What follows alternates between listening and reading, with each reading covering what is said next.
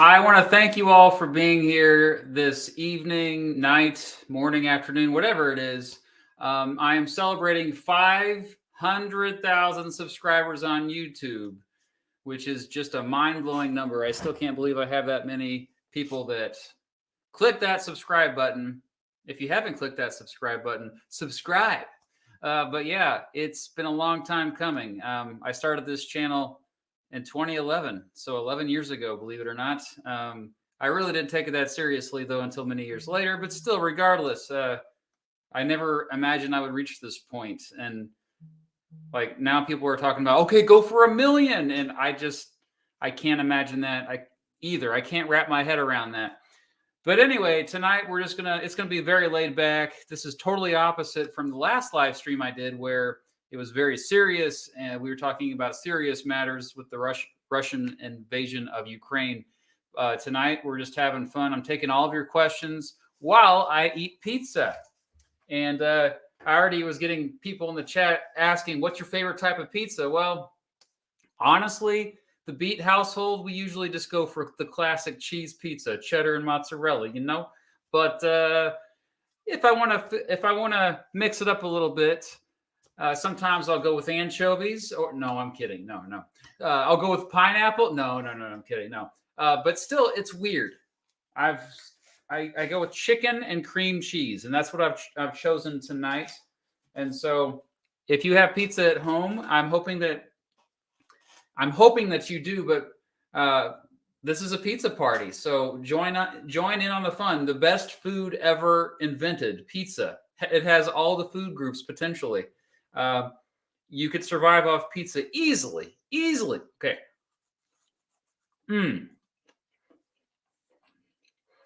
So I've been talking with my mouth full a little bit tonight. That is whack pizza. No, it's not. So I'm going to be taking questions. Whatever I see, I'll answer as best as I can in the order that I see them.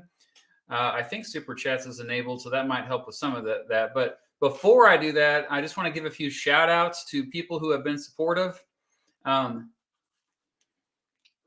a long time. All right. First of all, Mrs. Beat. Mrs. Beat has been a very big supporter of mine ever since I started making videos. She's put up with a lot, and she's also helped out a lot. So a lot of the social media stuff in particular, she's helped out with, and she's come up with some great ideas that have helped my channel grow to 500,000. So thank you, Mrs. Beat. You're the best. Also, she came up with the idea for the pizza party to celebrate 500,000 subscribers. So that was great. And then there's this new idea she had where she painted rocks, the Mr. Beat rocks, like literally. They're rocks, like not Mr. Beat rocks, but they're literal rocks. And we are planting them we're just putting them in random locations across the country, starting with the first rock I placed today at my alma mater, where I went to high school in Augusta, Kansas. So at Augusta High School, if anybody is watching this who actually lives in Augusta, Kansas, not my parents, but hi, Mom and Dad. Also want to thank my parents. But that's where the first rock is, at Augusta High School. Anyway, I'm supposed to also promote my social media stuff. Instagram, I am Mr. Beat. Twitter, Beatmaster Matt. TikTok, I'm on TikTok now. So check me out there. I think it's I am Mr. Beat. Yeah. I already got a super chat. This is ridiculous. Okay. Wow. Holy crap. Thank you. No. Thank you. No.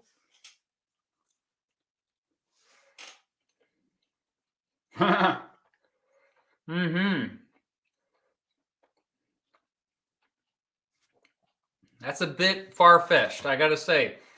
John Brown becoming president in 1860 is one of the most far-fetched things I've seen in alt history.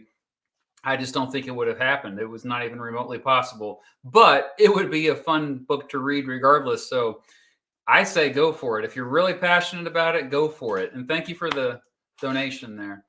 I'm going to take a couple more here just because Oh, thank you very much. That was Zachinator, by the way. Thank you, Zachinator. Benjamin, good. Hello again. I once asked you a question about Lincoln's presidency on a live stream that happened long ago. It's great to see your channel. Oh, yeah. I think I vaguely remember that. Thank you, Benjamin. Yeah, I also want to give some more shout outs here. First of all, I Mrs. Beat, my daughters, who I call Little Beats, and they also have their own YouTube channels. We've kind of kept them private because we don't want some freaky people checking them out. Privacy, since they are children, but they are on their way to make much better videos than I have ever made. So they make me so proud every day in every possible way, and I love them so much. They are the reason why I exist. But regardless, my Patreon supporters. These are all my Patreon supporters who donate at least $5 or more each month.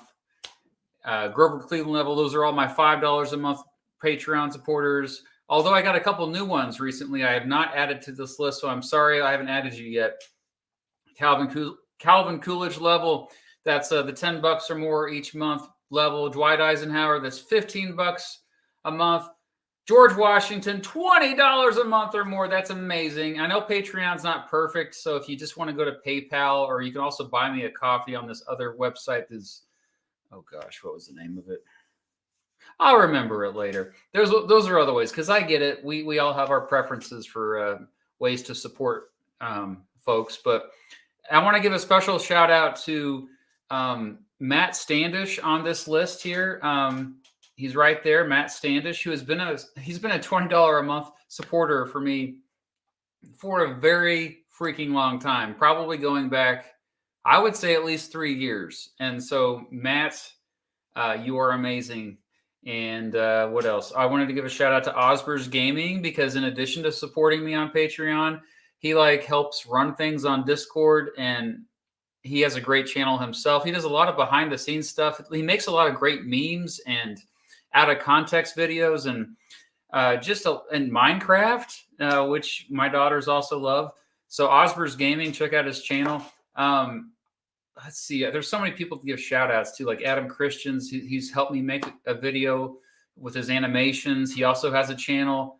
Let's see. Moonlight Productions is the name of his channel, by the way. Adam's channel. Gail Gerard, I got to meet her. I got to meet Grant. Oh wow.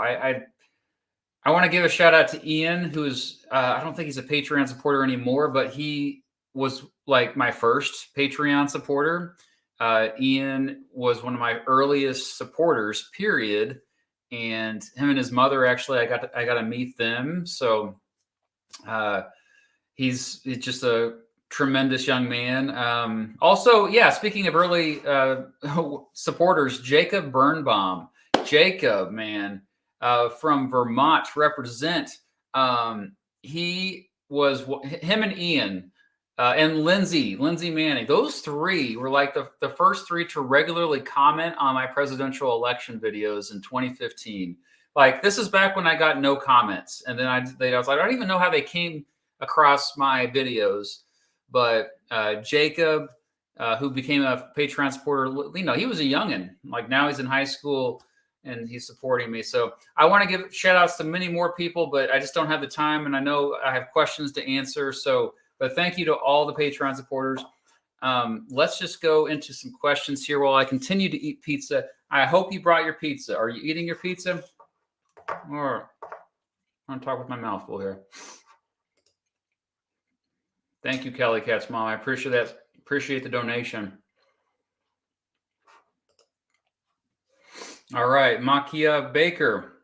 I hope I said that right. Hey, Mr. Beat, love the videos, especially the 10 questions series. I know you're a Kansas fan, but my Tar Heels got it this year, man. yeah, I got the KU shirt on even. So if you are not a fan of college basketball, which probably most of you aren't, I am, and so is Micaiah. North Carolina and Kansas are two of the most storied programs in college basketball history, and they're playing in the championship game tomorrow. And we're all excited. We're going downtown Lawrence to watch it. It's going to be amazing. It's going to be a good game.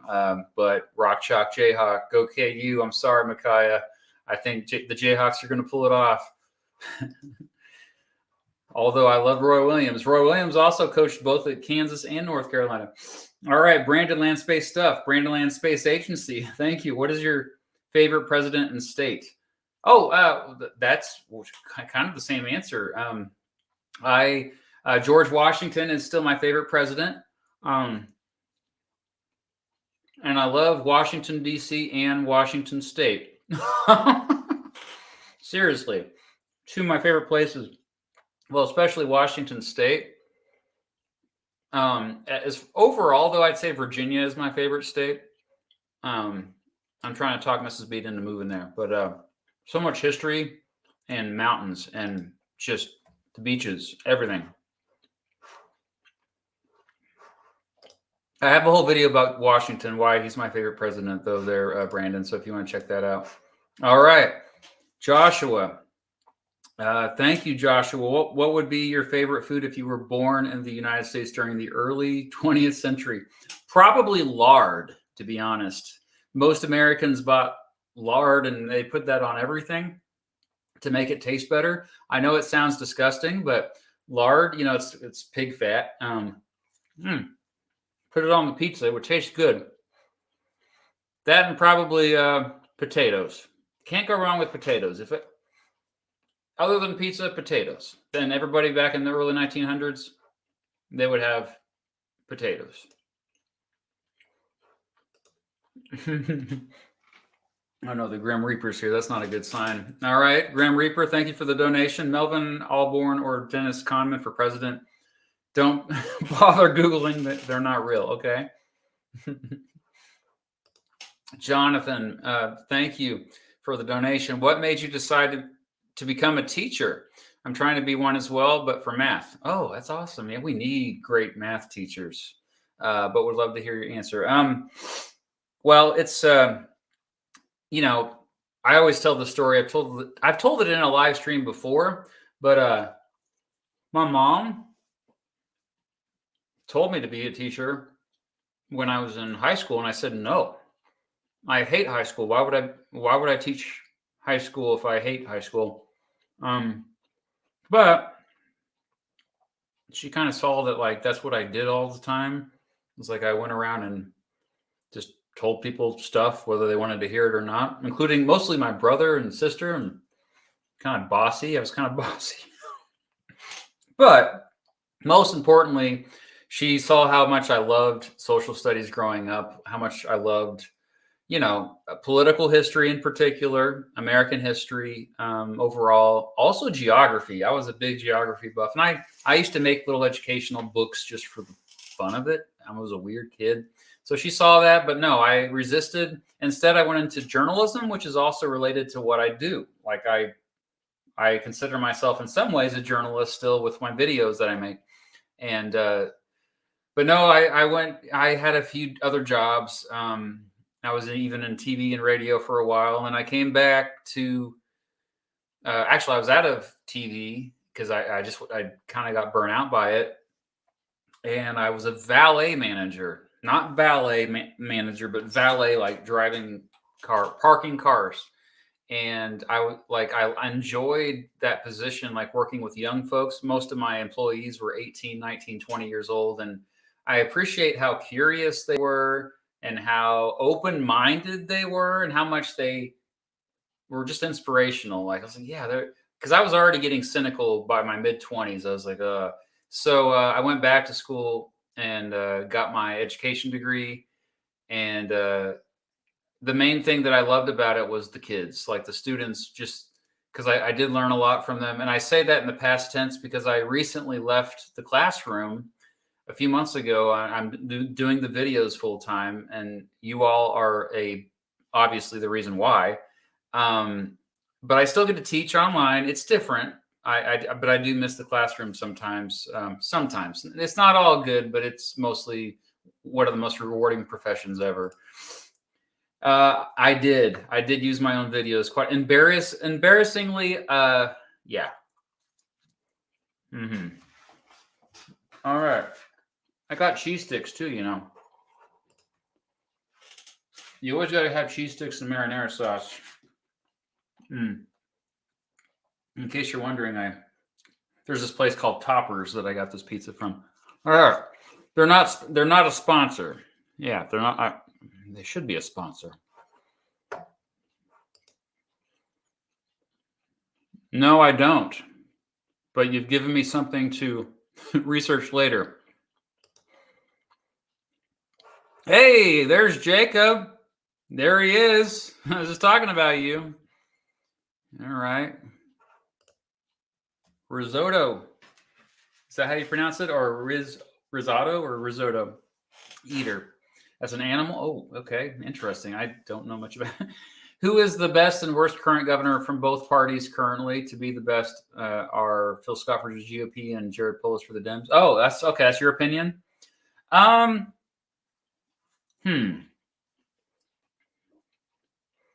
like Hogan from Maryland. For the Republican, Hogan is pretty good. I didn't know much about him until recently, actually, and he seems like a pretty pragmatic governor. I also like my governor quite a bit, Laura Kelly. She's a Democrat, but she's a fairly moderate one in order to get elected in Kansas. Let's see. I'm mostly indifferent about governors. Like, there's no governors that I think are doing a really bad job. I mean, obviously, certain ones get all the attention, mostly DeSantis and probably Gavin Newsom. You know, they get. I'm more indifferent about those two, to be honest. I don't have strong opinions about those two. All right. I think I got all the super chat. Oh, no, there's another one. Thank you. Asensio. It's just kind words. Thank you so much. Out in California. Nice. With your name there, I'm assuming that you have a heritage of Latino, perhaps Hispanic, and California. I don't think people realize this, but like, you go to Southern California, especially, and like, you might as well be speaking Spanish everywhere you go because it's such a huge part of the culture. And I can't wait to go back out there. It's such a beautiful place. Like, California gets way too much crap. You know, it is amazing in every possible way. I'll be there for VidCon in June. So, hey, if you want to stop by, I'm not sure what part of California you're in. It's a huge state. So I don't know if you're in Southern California or not, but thank you for the kind words, Asensio. And that's great that you're a teacher. Thank you for your service. All right. Oh, here's another one. Oh, it's Michael. Hey there. Yeah, a regular commenter. Thank you for all your support with your comments over the years, and on Twitter, I think, and always like high level stuff. How about a Memphis Nashville comparison? Heck yeah. Also, why do you think a few non-history enthusiasts can name a prez between Jackson and TR besides Lincoln? Can't probably is what you meant.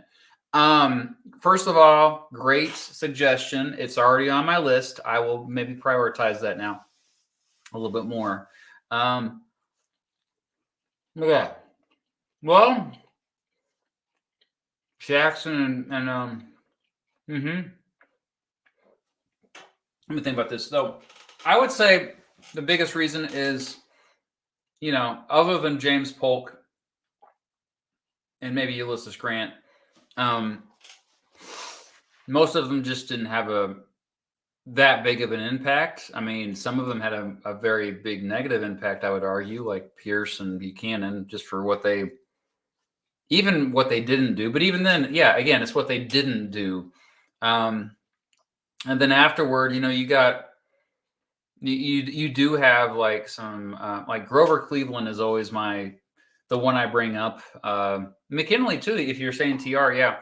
But yeah, Grover Cleveland, the thing is, he may have had really good character and good leadership capability, but in terms of major world events, there just was that the United States was directly involved with, there were not many.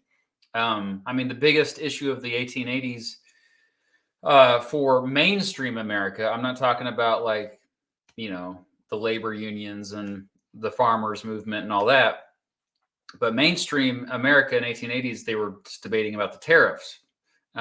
So if that tells you anything. So yeah, it was not major world events that the United States wasn't linked to. Thank you, Owen. Every little bit adds up, and I see you. I see you. Thank you, Owen. Man, I didn't expect these many. Okay, this many. John, as another teacher. Wow, it's great to see so many teachers watching. What is your opinion on CRT? Also, do you have any thoughts of Orban winning another term in Hungary? I keep hearing about that. I need to do more research about Orban, or is it Orban? I don't know. I'm ignorant when it comes to Hungarian politics, but I can say a lot about CRT.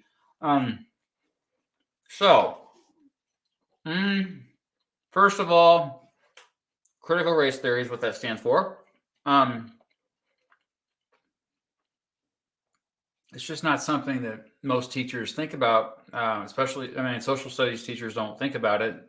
The only reason why we think about it now is because it's been brought up by, parents across the country. And the only reason why they brought it up to begin with is because they saw some political pundits bring it up, most of them on Fox News, which it was all orchestrated. But if you actually research what CRT is, it's just an obscure theory, a political theory that graduate students and doctorate students would talk about and discuss. You had to be really dorky to know about it, and it's actually fairly benign. It's mostly looking at what systemic problems there are, like in terms of race. It's not meant to target anyone or make anyone feel like they are horrible human beings. It's just something that is trying to call out certain systemic problems dealing with race. So I think when most critics of CRT, when they repeat their talking points, what they have in their mind, I think what they perceive CRT to be is systemic racism, just like saying it exists, I guess, and that they're mainly worried about kids growing up who are not, people of color. So for lack of a better word, white kids, I hate saying it like that, but they're worried that those kids are going to feel guilty and feel so bad about themselves, which most kids feel bad about themselves anyway, so you don't need to worry about that. Like most kids have horrible self-esteem growing up. So it's pretty much manufactured, and it's just something to get politicians elected, and it's really sad because, By the way, I do have a video planned about systemic racism, just like what is it? Because I think there's a lot of confusion on that. Okay, that's a good question. Greasy, thank you. Oh, just the donation, thank you. All right, everybody get some pizza. I gotta eat. This is getting cold. I knew I shouldn't have ate and talked at the same time. Hold on. Let's see here. There we go. Yeah. Casey knows. I still love you. North Carolina is a beautiful state. All right, I'm trying to get the super chats first, and you're given the ability to establish a new political party in the U.S. What do you call your new party? And what would you like the primary issue of the party's platform to be?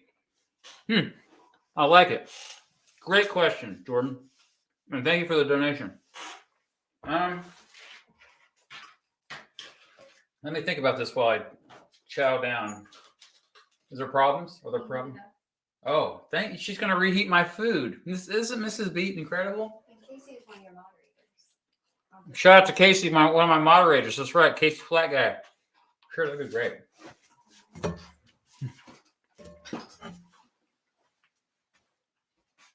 Thank you. I was really kind of starving. That's why I started this live stream early, by the way, because I was I was hungry. Okay, so my new political party would be the So Fresh and So Clean party. No, I'm kidding.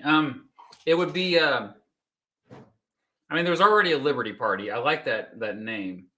I think Liberty. Maybe I would revive it, but I want to be more original than that. Perhaps the rest of us, maybe the rest of us, because I feel like throughout most of history, we've seen policies that first and foremost affected those in power, like or those at the top of the hierarchy, and then maybe some of it trickled down. Sometimes by accident, sometimes it was on purpose. But I think just something, or like the non-elite party, something that is. I know that just sounds populist, right? But thank you very much. But we can work out the marketing later. I think the most important issue, right now, there's so many, but I think at the root of a lot of problems is voting, and so and really the influence that powerful people have on voting. So I'm torn between either like corporate welfare, also known as crony capitalism, because that's something everybody agrees on, left and right. So fighting corporate welfare, or voting reforms. So working to end gerrymandering, political partisan gerrymandering, working to make it so that it's easier to vote, not harder to vote, and prevent shenanigans from being done at the state level with voting. Also, the Electoral College being abolished and reforms for presidential elections. So I think voting rights might actually that would probably be the primary issue of my new party's platform. Great question there. Barbarians Rising. I'll have to think about that. Thanks for bringing that to my attention, and thanks for the donation. Abraxas?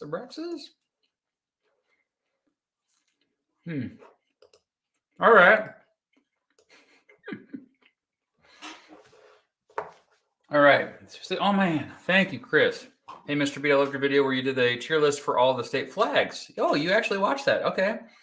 Next, you should do a tier list for all 50 of the license plates. Okay, it's fun. Many people suggested that I do like all 50 states tier lists. And I just feel like that could just, I don't want people to start hating me. So, but this is innocent. I could do that. Great suggestion there, Chris.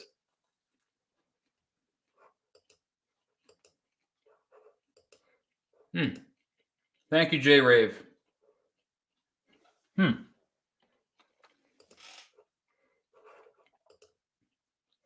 Oh, Melanie, yeah.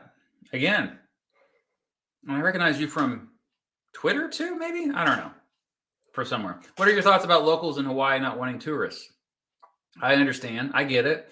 Many Hawaiians, native Hawaiians, are now taught the true history of what happened and what went down. It was shady. And I get it. They want to but at the same time, it's a complicated issue. Like they've got to realize that much of their economy depends on tourism. They would be in a pretty bad situation if not for tourism. And so you can't, I think it's more important for them to shift focus on educating the tourists, which I've never been to Hawaii, but from what I've seen and heard from both folks that have been there, but also just researching online, is that's becoming more and more part of the experience. Is when tourists go there, they're not only just there to relax and have a good time, but they're getting a good grasp of Hawaiian culture as opposed to what used to be the case. I could be mistaken on that.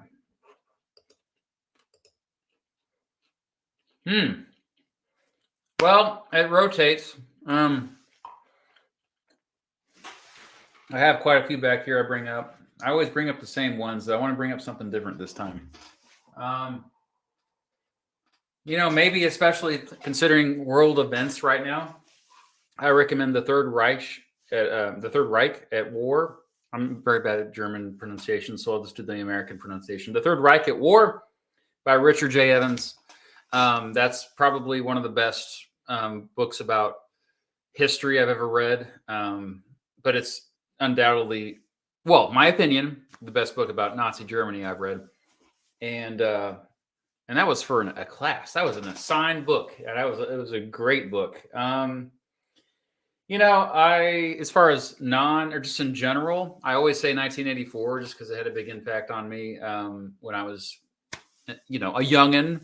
But, I'm trying to think about more. Like, I know this sounds bad. Like, if you have a kid, especially if you really want them to like be aware of social studies and trick them into that, the Hunger Games series is actually legitly good for that. I mean, I know that the Hunger Games actually, I'm going to say it's a good trilogy. I know it's for the younger crowd, but even as an adult reading it, I enjoyed it. So I've never suggested it before, but hey, why not? Let's go for it. Trying to get kids interested, so I don't want to bore them with these nonfiction heavy books. Daniel, thank you. Say we allowed a robot with perfect diplomatic, economic, and political theory to run for president. Would you vote for it? Why or why not? This is a fantastic question. I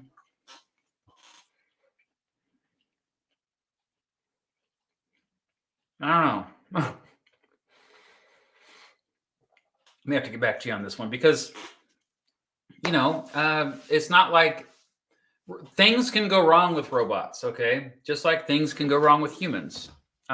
Maybe if there was a way out, like maybe an amendment or something that would spell it all out, like the terms and conditions, where there was a way to like, okay, this is a bad idea, and there's a council to it.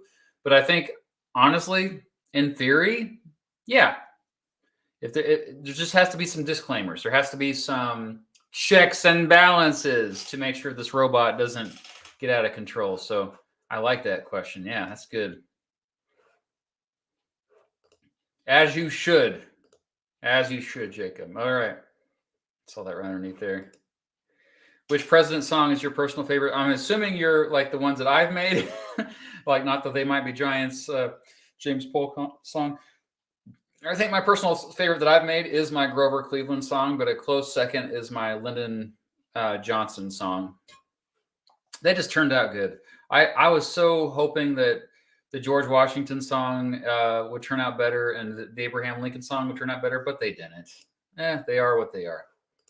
Hey, it's Helmer. Can you unban? See, I don't have really I don't do that. As far as my Discord server, I trust my moderators on there, and if you're like acting a fool on my Discord server, I mean, it's kind of like if you're in real life, if you're being a douchebag, then you're going to be shunned. So what you can do is what everyone else does, and is they just start over. They start a new identity, and they try again and try to be nicer this time.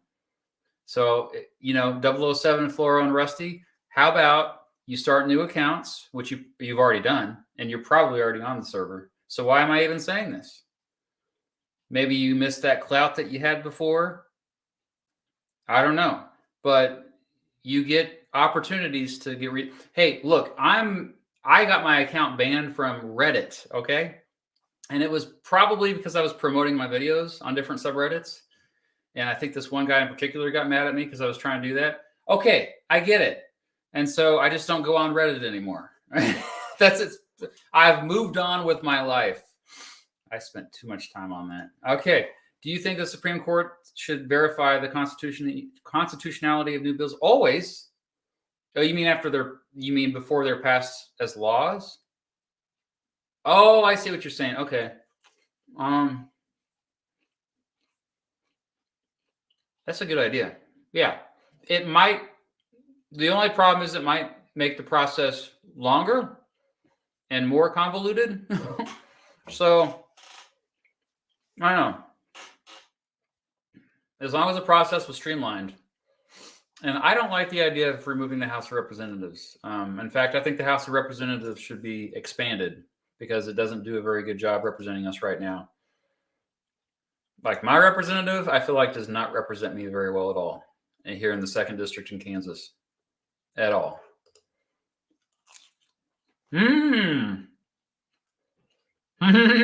Well,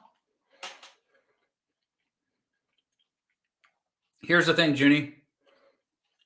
Vlog Brothers donated money to me and my channel. That was a big reason why I first took this more seriously. Back in 2017, I think it was, or no. It was 20. Maybe it was 20. Yeah, it was 2019. It was 2019.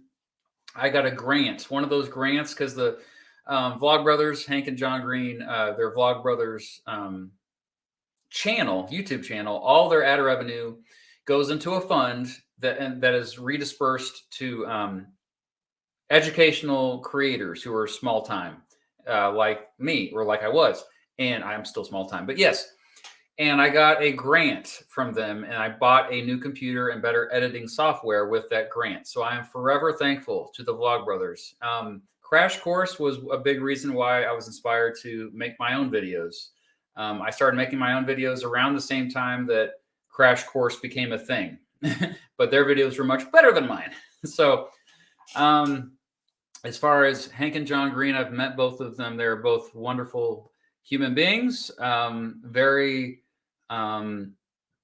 like unassuming. You can walk right up to them and talk to them. They're not going to think they're better than you. That's and same. I'm hoping with me, like if you see me, just say, hey, this has happened sometimes. Like my hearing is not the best, but if I hear you and like come up to me, yes, I will gladly talk to you. Because I am not better than you. You are all better than me. That is a fact for sure. Like, I need to work on my self-esteem as well. Okay. Aaron. Oh, that's sad to hear, but a lot of, I know this is a bit of a hot take to say, but I'm out of teaching now. So I'm just going to say it. A lot of social studies teachers are also coaches, and they're mostly there to coach. Let's be honest. And so they're not going to prioritize making social studies more engaging. And so they will just rely on the textbook. And that's sad, but I get it. That's how they're incentivized, and it shouldn't be that way. I was lucky at Tonganoxie High School in Kansas. All the coaches who also teach social studies there, they are just as passionate about social studies. And so it's a rare place, I would say, based on all the schools I've taught. And I will just leave it at that. But hey, I am your history teacher, right? I'm here. And thank you for that donation. I mean, like, you don't have to learn history anymore, just in the classroom. And I think that's the beauty of it is, and the best part about it, watching my channel and learning history is I learn from you, and there's no tests. So we don't have to worry about stupid multiple choice tests. All right. Thank you, E. Green. Hey, Waterfort. Shout out to Waterfort. Another Patreon supporter, prominent, dominant force on the Discord server. Check out the Discord server.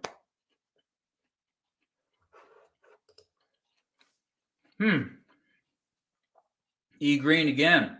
Hey, I haven't been that impressed. I mean, a lot of vice president, remember, they only have two jobs. One, to break a tie in the Senate, which Kamala Harris, as vice president, has done that a few times so far. Not a whole lot of times, but let's see. Two, certify the electoral votes after a presidential election. Otherwise, they are kind of just like in the shadows. Like, they don't need to be out in the spotlight. They don't really need to do anything. They're just kind of there in case the president maybe needs them, or if the president, croaks. However, when she has been in the spotlight, she has not come across as somebody who is in touch with most Americans. Like, I feel like she doesn't, I don't know. It's just the charisma is not there. And that's what you got. When you don't have anything as a job, really, that's what needs to be there. Like Teddy Roosevelt his charisma was there, even though he really didn't do anything as vice president. He didn't. In fact, he just went off hunting. You know, he was like, "Oh, screw this," because I don't have anything to do. When she's in the spotlight, I think it's important. Like a big part of the entire executive branch is optics, and you are a spokesperson. So, like when she does go to Poland with regards to the Ukrainian crisis, you know, like her words do matter a lot, and you know, she's okay. All these people saying she's the worst vice president in history. I don't know why you're saying that. If you leave a comment, try to explain yourself.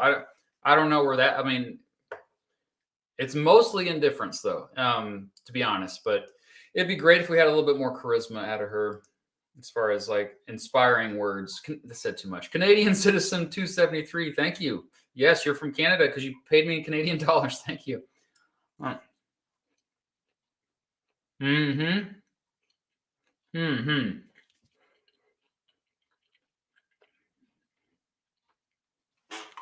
I mean, not really. I mean, we have federalism. I mean, in Canada, you have a version of federalism. It's you have provinces that there's different powers that are assigned and reserved for the provinces that the federal government doesn't have. Same thing with the United States. I mean, I think federalism works fairly well when in terms of like typically at the state level, they know what's best for their state. That's why you saw with the COVID pandemic, different restrictions in different parts of the country. The reason why we have a two-party system is because of the plurality vote. That's why. First past the post voting, where you don't get to choose mostly who you want, but you're just like, oh, it's lesser of the two evils is who I don't want. I'm voting against. It tends to be Americans voting against somebody else. And when you have plurality voting, this always leads to that. Even though in our primaries, we have lots of really good candidates, actually. In 2020, for example, on the Democratic side, there were plenty of better candidates than Joe Biden. But because of everybody was worried about, okay, who's going to appeal to the broadest base? That's how he kind of ended up in there. That and a few other political maneuverings behind the scenes. So no, I don't think it's the size of the country shouldn't matter, because I think when it comes to state politics and local politics, we still only have two parties in a lot of cases. Like Minnesota maybe does its own thing because they're awesome, but here in Kansas, every local election, you have usually two choices or sometimes one choice, Republican or Democrat. I'm getting some good questions.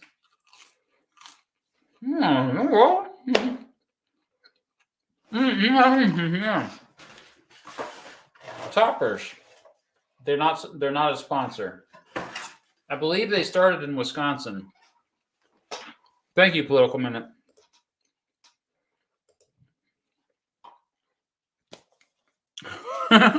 Me too, Harrison. Me too. Where are you from? Let's just find a porch and talk about politics and history. That's awesome. Yes. Oh, I'm glad you brought this up, because I'm going to my next live stream. I was going to announce this. My next live stream is going to be a not only political compass test, but 8 values. What is it? The other one you can say in the chat. Like, I'm going to do the 3 biggest political tests that you kind of come across these days. Let me Google that real quick.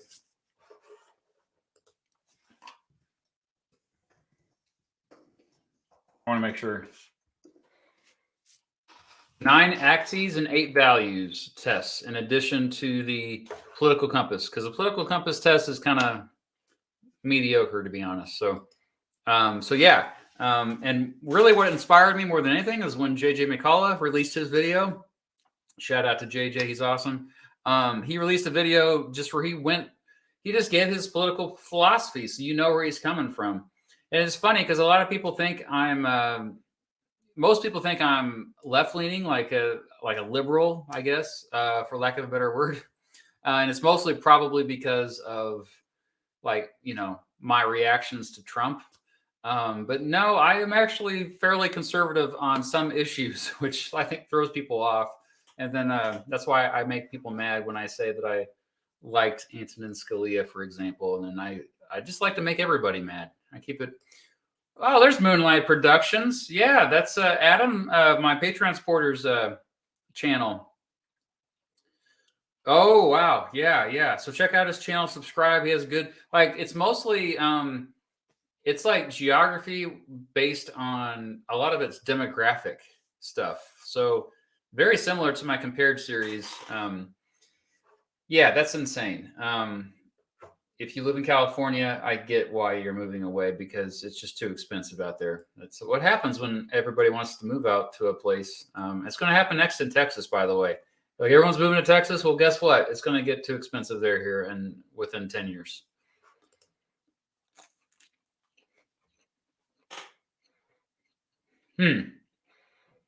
Well, they used to a lot more because of the textbook companies. Not as much anymore. You'd be surprised. Like, I'm not sure how old you are on Scary Ghost, but thank you for the donation.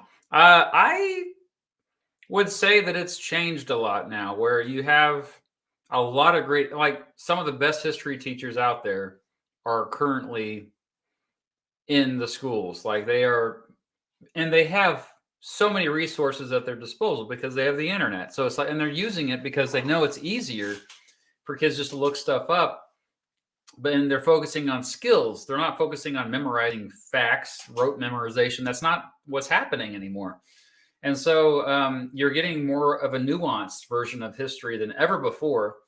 And so it's funny because you have all these districts that are wanting to ban books again, and they're wanting to, ban critical race theory. They're not going to be banning anything. Like, these kids will find the information. And if you ban anything, that's going to make it more appealing to them to look up. So I just think that's a problem of the past. They got away with it because the internet didn't exist, and it was harder to actually look stuff up because you had to go to a physical library to look stuff up a lot of times. So, I mean, and maybe some of the myths that carry on today are because, like, for example, here's a myth that carries over from the old days, is that the interstate highway system, that there, for every 5 miles they build of the interstate highway, there has to be 1 mile that's straight so an airplane can land on it. That's a myth. That was completely made up. And that's something that, if you were told, I was taught that when I was I don't remember where, but I was taught that when I was a kid. I couldn't just easily look it up because that was when the internet was just starting, and it wasn't as easy to verify information. So I do think that's changed. I'm optimistic with that. All right. Thank you, Jay Santoro.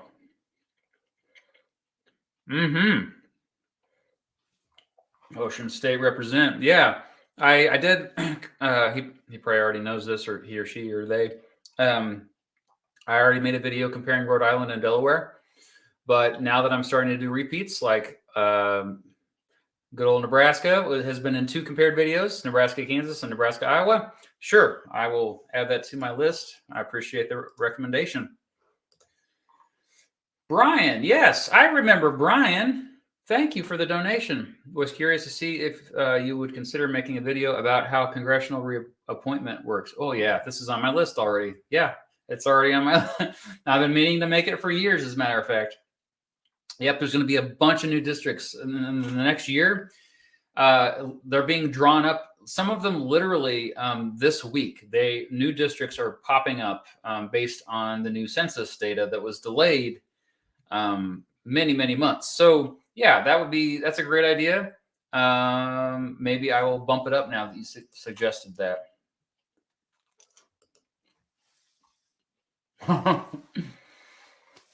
It's my favorite pizza. I don't know if it's the real pizza. The real pizza is probably New York. I don't know. But I'm a deep disher. I prefer Chicago pizza by far.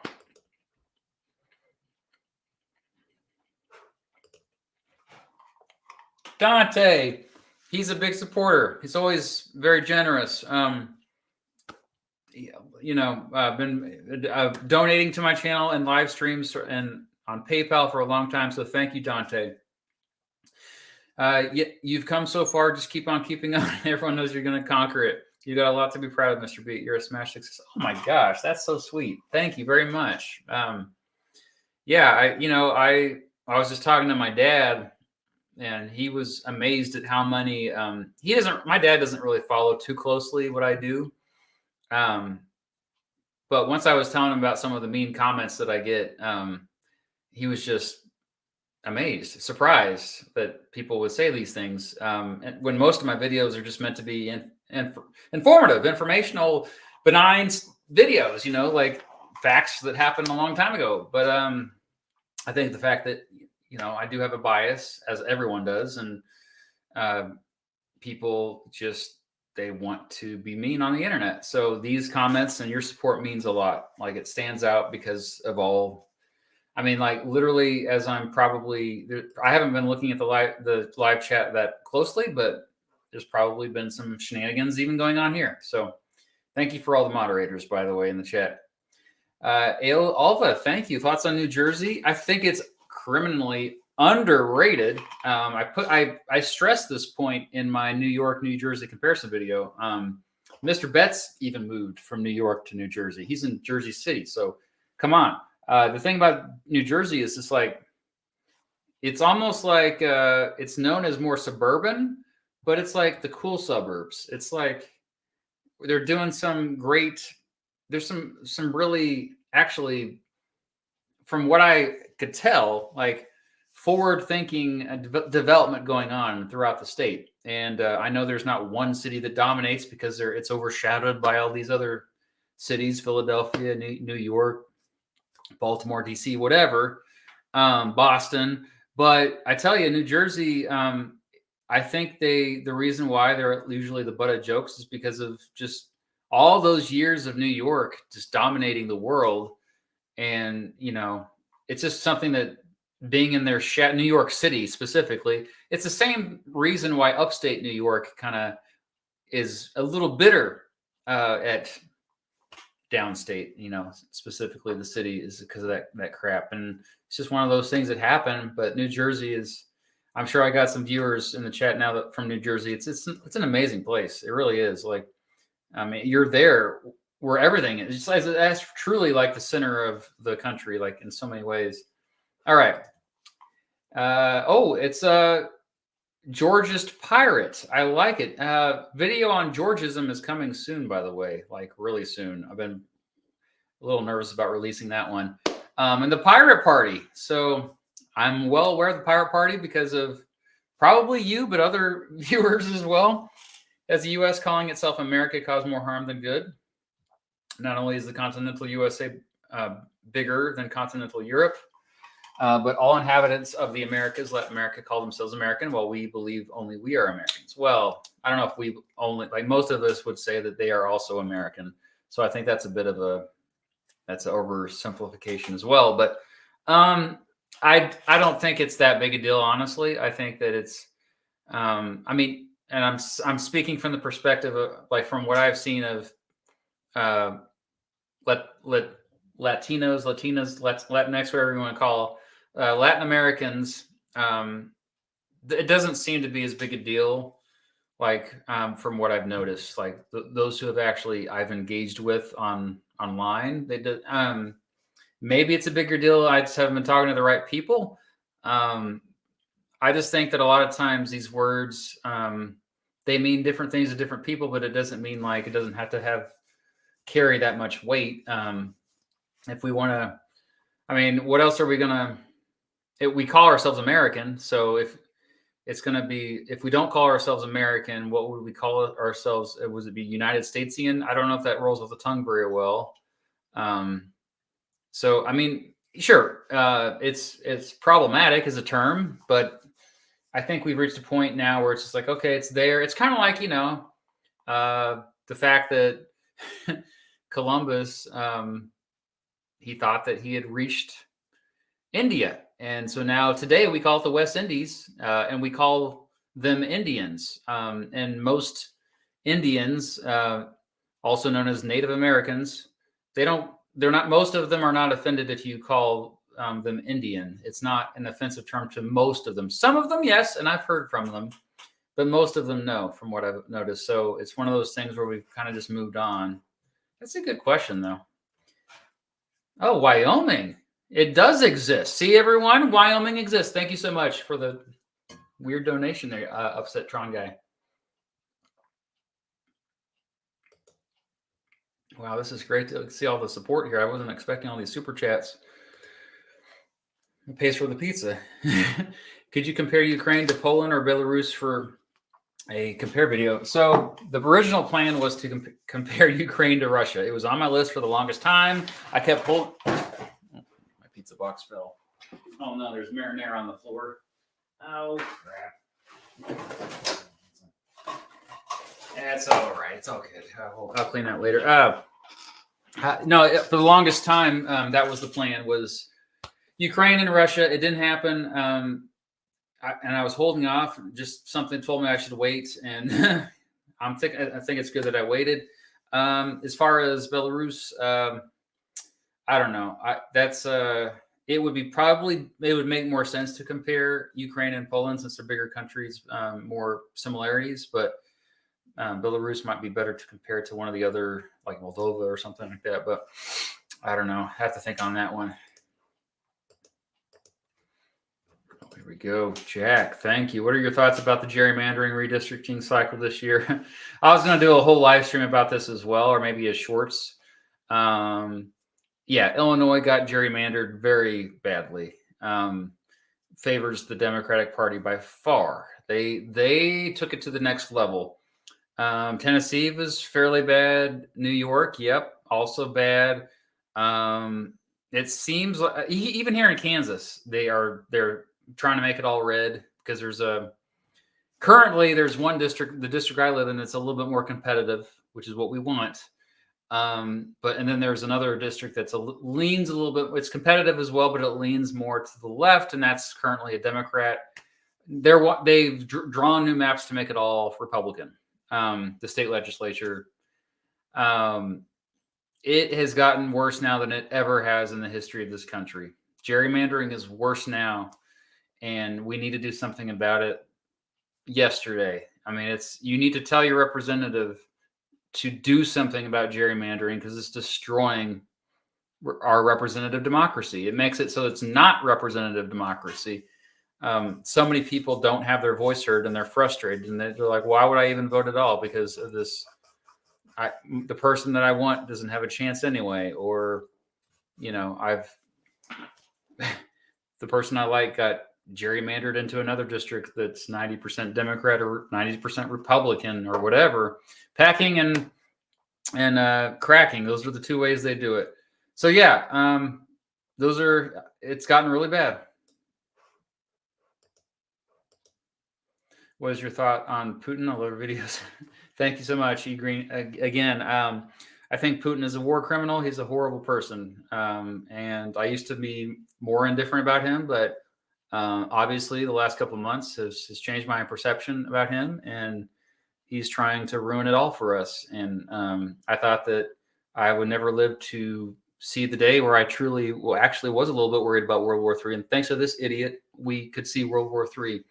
So it's sad that so many people are like tricked by his propaganda, particularly in India. If you're watching this from India, you need to fight back against this propaganda because it's not as nuanced as you think. And all these people that are saying, oh, well, the United States has been an imperial and horrible power, that they're war criminals too. Okay, so what? What's your freaking point?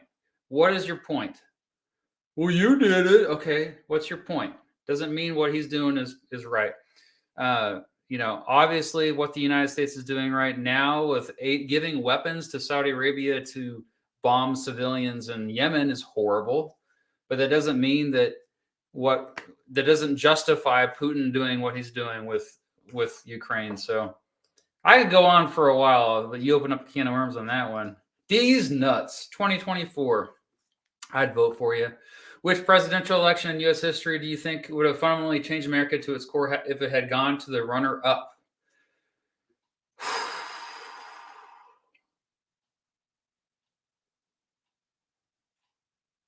Well, you could. I mean, I would say like if FDR had chosen Henry Wallace instead of Harry Truman as his VP, that could have been just as consequential. I mean, but honestly, I like both Henry Wallace and Harry Truman. I like them both. I mean, that's just one of those things. Let's see here.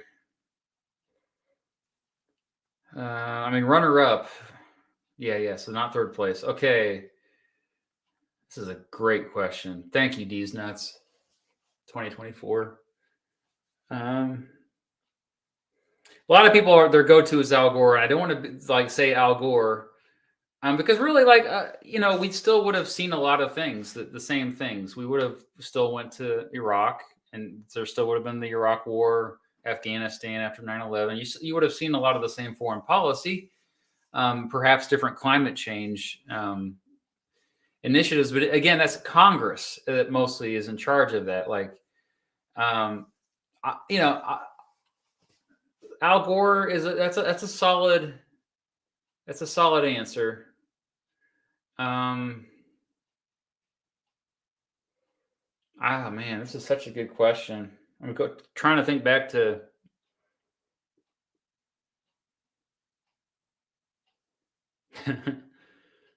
Yeah, Stephen Douglas in 1860. No, he was the. No, I don't know. I guess I have to say Al Gore because I can't think of a better answer. Anybody in the chat think of a better answer? Yeah, that's just a. I don't know. That's interesting. That's a good one.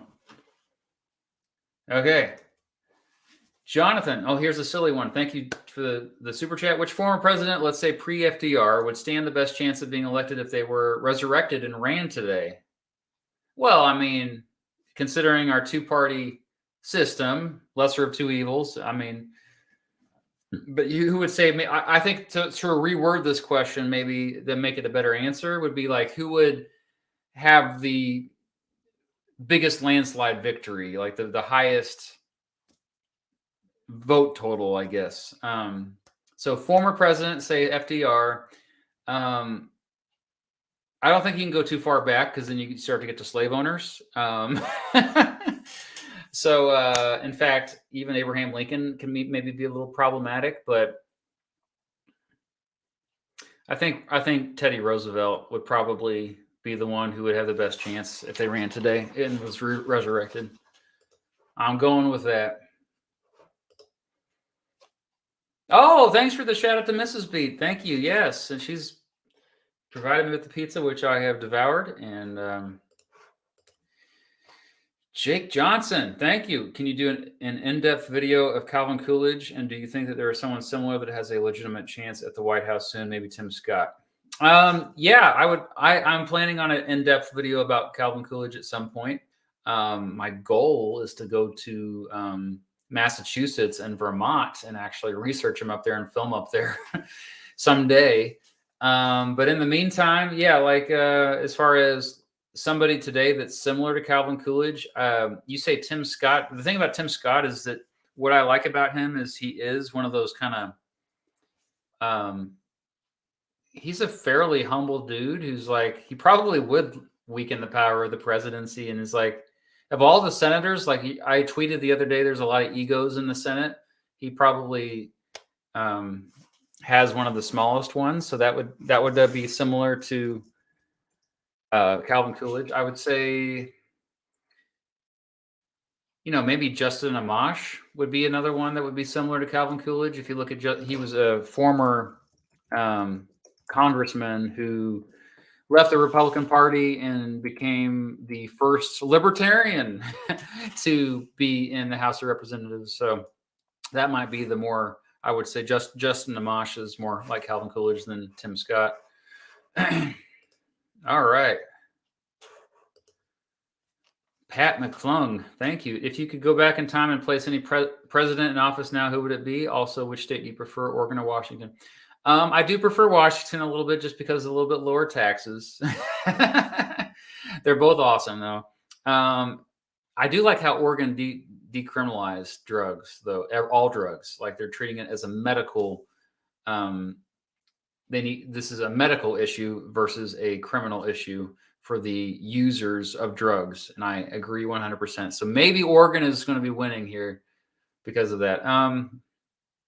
As far as any president in office now, who would it be? I mean, go with my favorite, George Washington, assuming that he's actually adapted and changed, and he's learned that, you know, we've it's okay for I mean, I imagine he would be incredibly racist. So we would have, that's the thing. Like, most presidents have been racist and horrible in many aspects, because we've learned collectively that you know, we try to be more empathetic, and that's at the root of a lot of the progress we've seen throughout history. So yeah, we'd have to change some things, but as far as his leadership ability, which is why he's my favorite president, I think that would still be why I would say him. That's going to get me some hate. Okay, just learned about the populist movement and A-Push. Hey, I have a video about the populist movement. Tell your A-Push teacher to show it. And thank you, Ryan, for the super chat. You must be proud of the electoral success of the People's Party in Kansas. Yes, Kansas and Nebraska, both. And I've lived in both states. There's a book called What's the Matter with Kansas? And it kind of explains how Kansas turned into what it is today really well. And but as far as our history, yeah, there's a lot to be proud of, as far as, especially starting with like the founding of the state and the anti-slavery folks, the Jayhawkers who came here to make Kansas a free state. So there's always been a history of reform in Kansas, beginning with the first Massachusetts migrants, and then those who came afterward, most of them from getting land from the Homestead Act, Homestead Acts, plural. There were multiple Homestead Acts, and just being out there on their own and kind of, you know, seeing what the railroad corporations were doing. And these railroad companies, this is another good book I want to recommend, is Railroaded by Richard White. You know, it was there's another Richard, another historian named Richard, that talks a lot about how a lot of the, you know, there was just corporate welfare going on. It was like these railroad companies were just getting all this free taxpayer money, and then they were turning around and screwing over regular folks, farmers, and you know, in the cities, fighting against unions. So yeah, anyway, rambling a little bit, but I'm proud of the Kansan history. Oh, Alex, hey, yeah, good old Alex. Thank you for that. Does Governor Kelly deserve to be reelected, in your opinion? What do you think her chances are? I think her chances are pretty good. I predict she will get reelected. Barely. It will probably be close again. I think she deserves to be reelected, but Mrs. Beat probably disagrees with me. I think she's done a solid job. I like your picture there. Thank you, Bryce. The New World Order. I just saw this. Thank you, Primal B. Thank you for all the kind words and for being here tonight. If you just joined, we had a pizza party. I already devoured the pizza, and I've been taking questions. There are now 37 Jewish Congress members, 10 in the Senate, 27 in Congress. But why hasn't there been a Jewish president in America historically? Well, we got close. Bernie Sanders was probably the recent example. Lieberman in 2000 would have been the first Jewish vice president. So I think it's going to happen here soon, probably.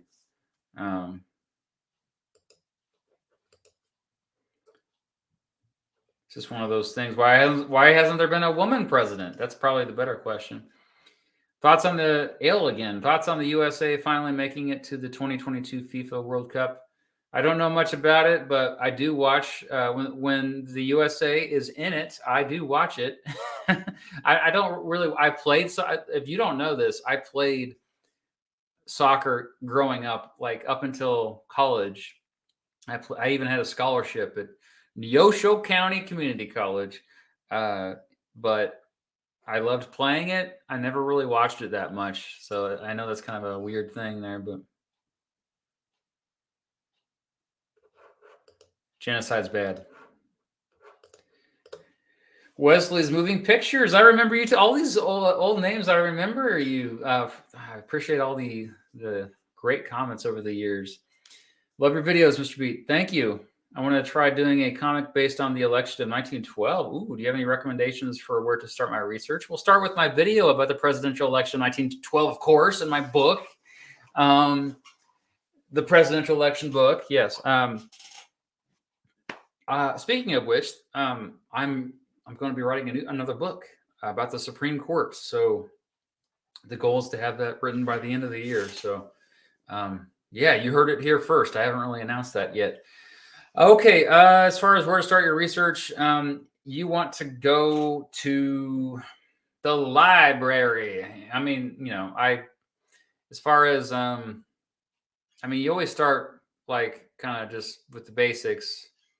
It's okay to start at Wikipedia and then just scroll to the bottom and check their sources. But a lot of times the data there is all, it's accurate. It's fine. But as far as like specifically about that book, like a deeper analysis of that election, I mean, I don't know. I would say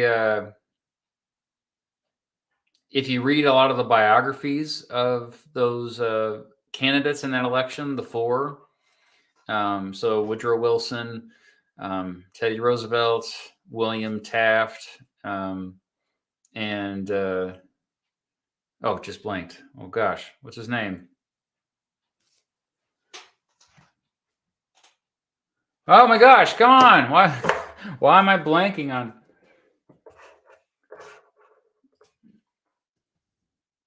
This is what happens when you eat too much pizza. Yeah. I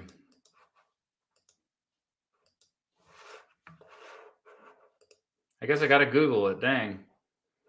This is embarrassing. Debs, goodness, Eugene Debs. Why did I blank on that? That's really embarrassing. He ran in 5 elections. So I would start with biographies of all 4 of those, actually, if you want a little bit deeper. But I mean, where you start your research, that's okay. Wikipedia is fine to start there. All right. That was a massive brain fart. Okay, I'm trying to get all the super chats. I think I'm caught up. So, oh, no, I'm not. Okay, wow. Rand stuff from Canada again. Thank you. What do you think of American Chinese history? And since I'm Canadian, what do you think of the Pope's analogy towards the indigenous? I don't know about that, so I'll have to research that. As far as American Chinese history, it's really horrible how Americans treated the Chinese that came over here. If that's what you're referring to, I mean, there was an actual law called the Chinese Exclusion Act that targeted them specifically. That was the only law like it where you target specifically one group of people and treat them in a negative way, like negative discrimination here, not positive discrimination. We're talking like, and then just what they faced as far as the persecution when they came here originally. Like obviously the culture clash went to the next level, but the racism towards Chinese Americans was horrific. And then if you want to look at how the United States got involved in China, you know, there was the Boxer Rebellion, which I think I would like to make a video on that someday. But yeah, it needs to be looked at more. All right, 2D trash. Yeah, Hunger Games with the states from the heartland and the Midwest. Who wins and who's out first? Well, I brought up the Hunger Games earlier. I would say, you know, which one was the one with the, you know, oh gosh, I forgot which district was what. It's been so long since I read those books. The one that Katniss was in probably would win, honestly. Probably would win the whole thing. Who would be out first? The Capitol, obviously.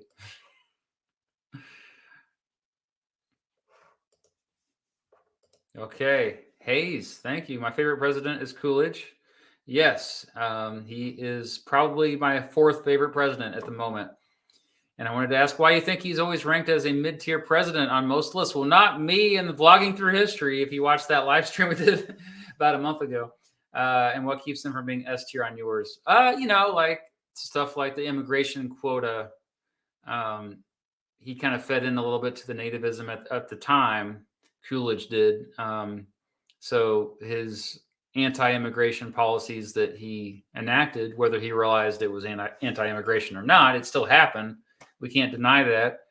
And he could have followed through a little bit more with, I would say, antitrust, which had been, if you look at the progressive presidents, all the way up to Harding. So Teddy Roosevelt, Taft, Wilson, they all did a great job with antitrust law, and then it got neglected beginning with Harding and then Coolidge. So I think that was a negative for him.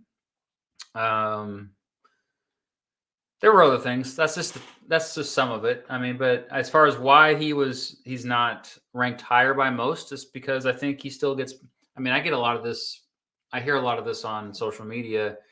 Is they blame the Great Depression on the laissez-faire of the entire 1920s, including Coolidge's leadership, like blaming Coolidge for really the Great Depression because it was like the Wild West in the economy and it was not regulated enough, and he's to blame.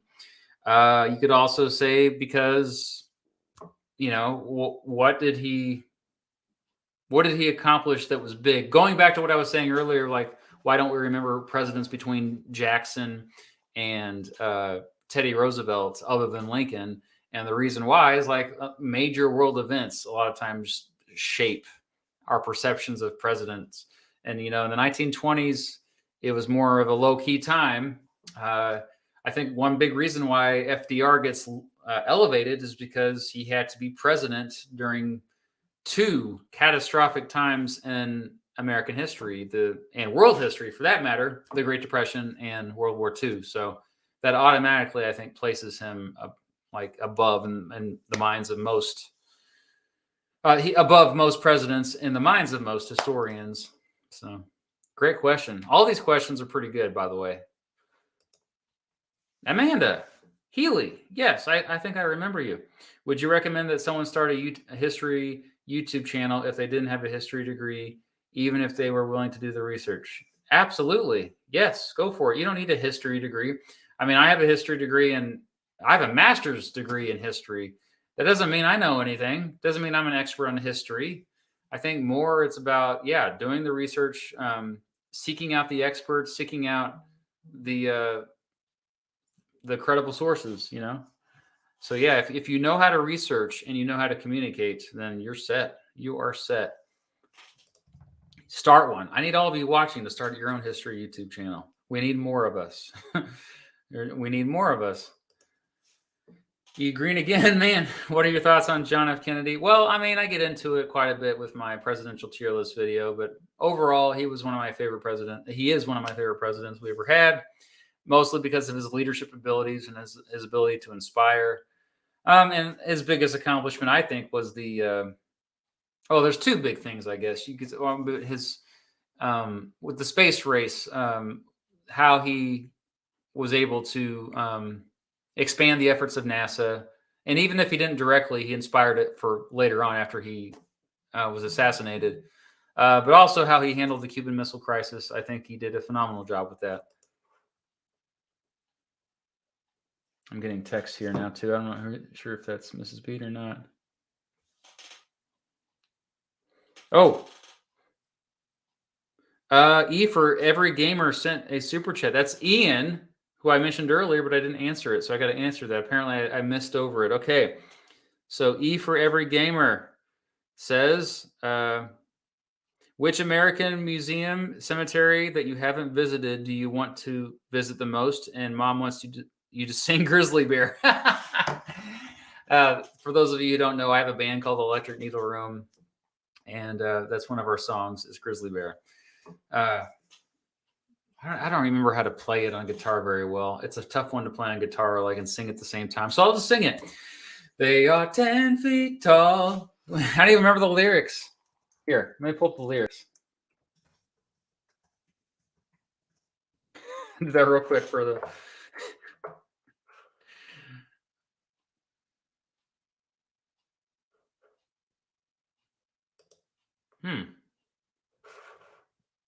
Somebody.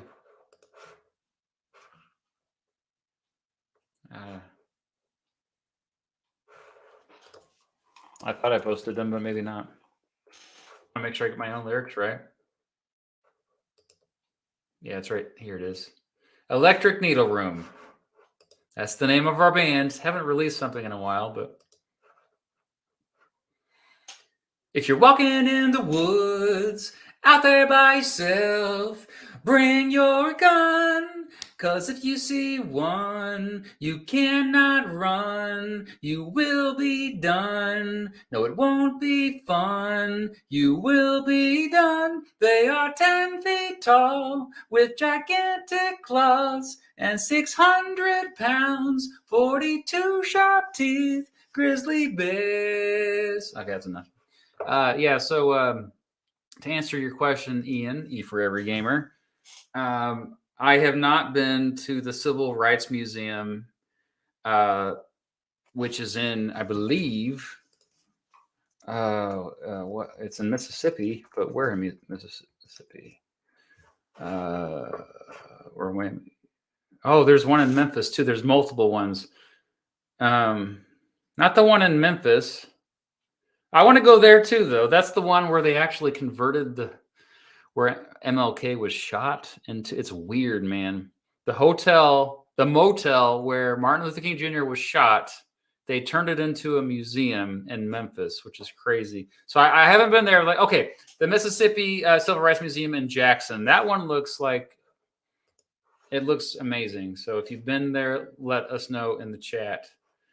Sorry I missed your super chat question there, Ian. Okay, I'm trying to catch all these. Noah's back. On your proposed amendments video, you removed direct Senate voting in the Electoral College. Are the issues of direct voting to be put to both? Should each state get one vote given their popular vote? Yeah, I think that there is still a good argument for state representation. Absolutely. Like in terms of you need votes to represent states as a whole, purely out of the interest of those smaller states that might get drowned out. I get that argument. So that's why I say that, if you want to compromise and make, get rid of the Electoral College for presidential elections and expand the House of Representatives, so make it so there's more members in the House of Representatives, then I think you still have to say, okay, like we still need some kind of buffer between the states and the citizens. And so I think, okay, sure. So just repeal the 17th Amendment. And that means the state legislatures, they're the ones who get to choose. And if you think about it, it's still it's a form of indirect democracy because we still get a vote for our state legislatures, so it's not entirely undemocratic. So it wouldn't be the end of the world. Those people that think I'm nuts to say, repeal the 17th Amendment, I mean, it's not as crazy as you think. Just hear me out on that. But yeah, you can't just entirely get rid of that, I think. Maybe someday, though. Maybe we'd be ready for that. I don't think we're ready for that now. Thank you, Captain Tom, and thanks for the congratulations. Wanted to ask if you have a favorite presidential election when looking back at it, as in the battle between the two candidates and their campaigns to win the election. Yeah, I mean, everybody loves the election 1912. That's one of my favorites as well. I also like the election of 1948. That's another kind of wacky one. The election of 1960, just because it was so close and you had two really good candidates. Nixon was a good candidate, okay? And you had, and then as far as the 1800s, I think the one that stands out always is 1876. I mean, it's just insane how it could have went badly after that election, but it didn't. Congress I mean, I know that there were unintended consequences for the Compromise of 1877, but it was so crucial in keeping our country together just 12 years after we had been at war with each other. So the election of 1876, I think, is often overlooked and underrated. But yeah, as far as specific candidates too, I mean, Tilden, man. Tilden and Hayes. Great matchup there. I would say that, yeah. Thank you, Benjamin. Wow. Thank you, Benjamin. I appreciate that. Just wants to donate there. Oh, there's the question. Yeah, no, I just hadn't got to you yet there. So there's the one I already answered, and I sang it. All right. And thank you for the donation there. All right, Left Uncut.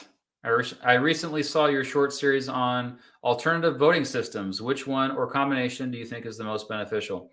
By the way, that series is not over. I have 2 more episodes planned. I'm going to do, so far I've done ranked choice voting and score voting. Or no, I'm sorry, approval voting. Next up is score voting. And then I'm going to do star voting, which is a combination of really score and approval voting. And honestly, I only recently discovered the star voting method, from a Patreon supporter who's passionately for it, and they straight up convinced me. Like, I love the star voting method. If we didn't have star voting, then I would probably be okay with ranked choice voting. All of them are better than what we have right now, which is plurality voting in the United States. And I get that there's other forms, like in terms of like parliamentary systems and all this, but I'm just mostly focused in on presidential elections. And I think those are the choices that we're looking at that are the most practical for that. So thank you for bringing that to everyone's attention. Benjamin Good again. Oh, wow. And he also has a question. I accidentally sent you an extra. Okay. Wait, I can take the hit. I can give you a refund, man. That was really generous of you. Wow. And maybe if you have another question, I can answer. By the way, would you ever consider... Oh, I can take the hit. Would you ever consider doing a tier list for historical figures in general rather than specific types of people like presidents? Yeah, I mean, my knowledge of historical figures in world history is not as good. So I probably would limit it to American history, but I like that idea a lot, actually. If there's tier lists that are already made out there, if someone wants to bring those to my attention, just email me. I am Mr. Beat at Gmail, and I will consider that. That's a great idea. So thank you. And thanks for the extra donation. I can refund you if you want. If you have another question, let me know. Zach, thank you. Who are some of your favorite comedians? Ooh, I've never been asked that in the live stream before. That's my favorite comedian currently is Jim Gaffigan. The guy is gold. He has a new special out like every other year, and it's all new material, and it's fairly PG rated.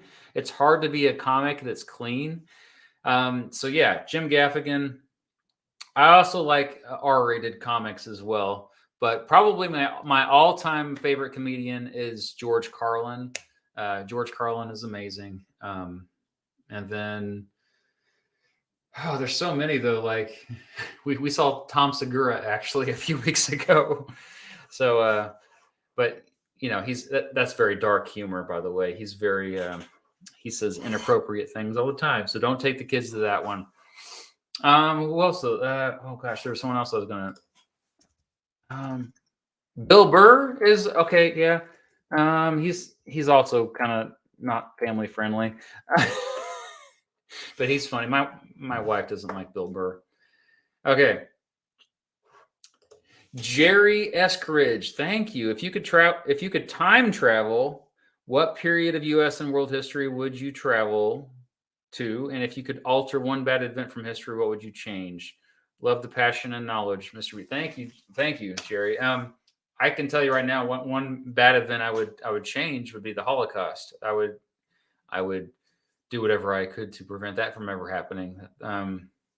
Let's see.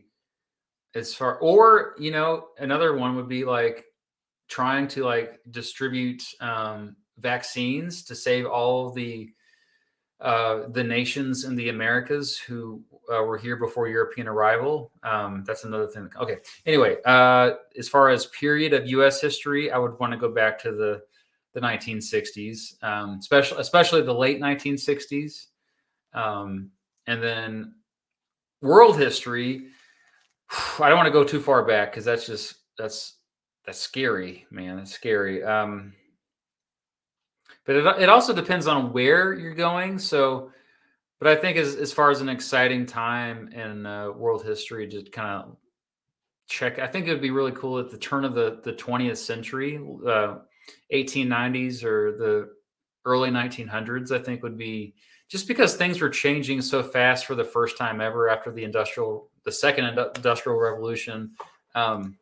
Yeah, that's a great. Those are great questions. Okay, Mr. Seaman, would you change House of Representatives election cycle ever to 4 years instead of 2 years? I think actually, yeah. As long as they can't maybe run for more than one time, I'd be fine with that. Or 3 years as a compromise. I think 2 years is a little bit too short because it seems like they're always running for re-election with the current 2-year cycle. All right. Tim Gladiator, would a democratic communist country be a good idea? Probably not anytime soon. Because I mean, democracy has its flaws and communism has its flaws, and you throw them together. I just don't. I need to research and learn more, but my impulse is to be like, nah.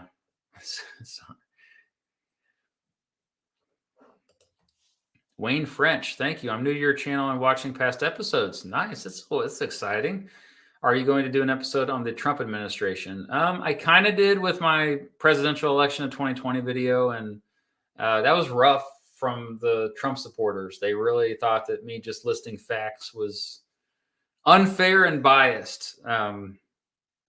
So yeah, I got to be careful. But I think I'm going to let more time pass before I go more. Like if I just want to do a video about his administration, like in more depth, I think I need to wait a while.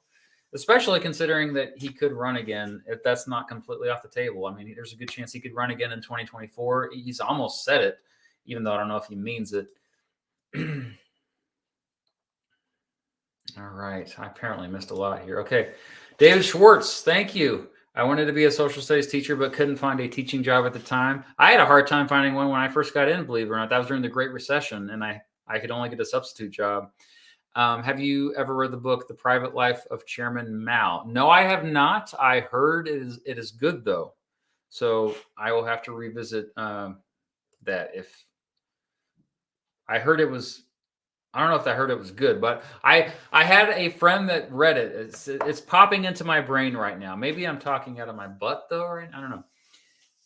Okay, yeah, I've gotten emails from you, haven't I?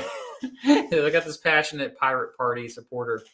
Yeah, no, the Pirate Party, everything I've seen about them is actually pretty intriguing, and they seem to be I like free trade, free land, free men. Okay, yeah, I like the slogan there. That's cool. Pirate Party has been around for a while. Oh, thank you, and great profile pic there. Thank you so much. B-Force Gaming, thank you. Have you seen Django Unchained? Yes, I have.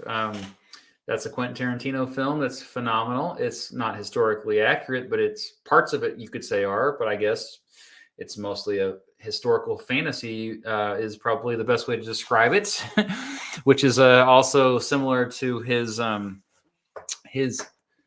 my mouse isn't working. Come on. Here we go. Come on. My battery died in my mouse. Anyway, I've seen it. It's great. I got to switch them up. Plug this one in, maybe. That's what happens when you have these portable. It's not a literal mouse. It's for the computer. Okay. There we go. All right. Next geopolitical era will be the hot peace. I must learn more, Sergio. Thank you for that. Pat McClung. Oh, again, thank you. Oh, well, thank you. Are there any new countries, international cities you would like to compare? Absolutely. I got a list that's a mile long. A fellow presidential history nerd, and many more president videos to come as well. You can count on that. As far as my next comparison video, it is going to be 2 states again, Oklahoma and Texas. But I as far as international, I'll be going to the Middle East. I'm thinking about Bahrain in another country. I'm still debating on that. It's part of a history YouTuber collaboration, actually. So Middle East collaboration that we're looking at. We're going to be doing that in May. Oh, there's Louis. He actually donated money. He gives me a lot of criticism. Why do you like La Follette so much? I mean, because he was somebody who fought for people like you and I, not the king, Louis, but like ordinary people. Like he was not there for the special interests, and he wasn't there for the elites. He was there for poor people in the middle class. And isn't that what we want? Like in a politician, to fight for the underdog? I mean, he was the true underdog. He fought for the underdog every day he got up. That's what he was doing. Taft, are you talking about William Taft or Robert Taft? I like both. Robert Taft actually is also probably top 20 senator of mine, because he was somebody who probably literally memorized the Constitution. He was a constitutionalist in every way. Maybe a bit too much. This is why he didn't make my top 10, but another solid senator. All right, Marcus. I recognize this name too, but anyway, thank you for the international currency there. And history class in the US of A, how much of it is US history and how much is it about the rest of the world percentage-wise? Okay. Well, we have different classes. We have an American history class you have to take in middle school in most states. Each state, it's different. Okay, let me say that again. Every single state has different requirements. So I live 30 miles from Missouri. They're going to have different, you cross that border, they have different classes you need to take to graduate. But yeah, typically one American history class in middle school and another in high school. And then they have a world history class in middle school and high school. But usually the world history class in middle school is ancient civilizations, where the one in high school is more modern world history. And so, but then you got government civics. I would say it's probably, even in world history, a lot of it is American history, because it just, we're American centric. That's a lot of countries do that, right? I mean, I would assume that.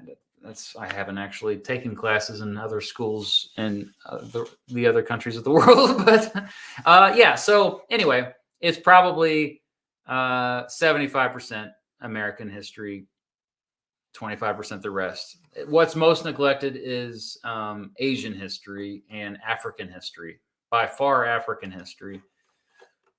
It's probably the case for what I notice in many other countries too, as well.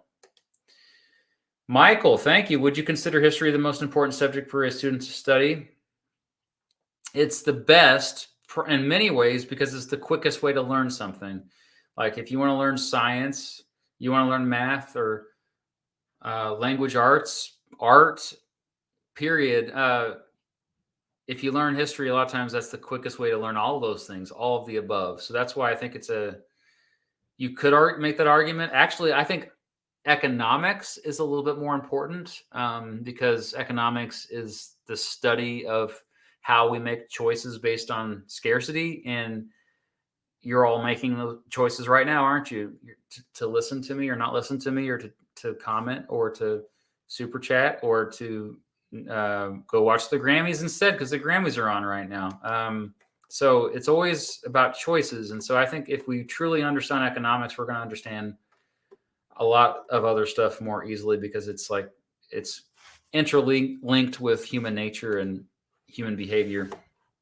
The Bitter Steel, thank you so much. Love your content. Well, thank you. You're great yourself.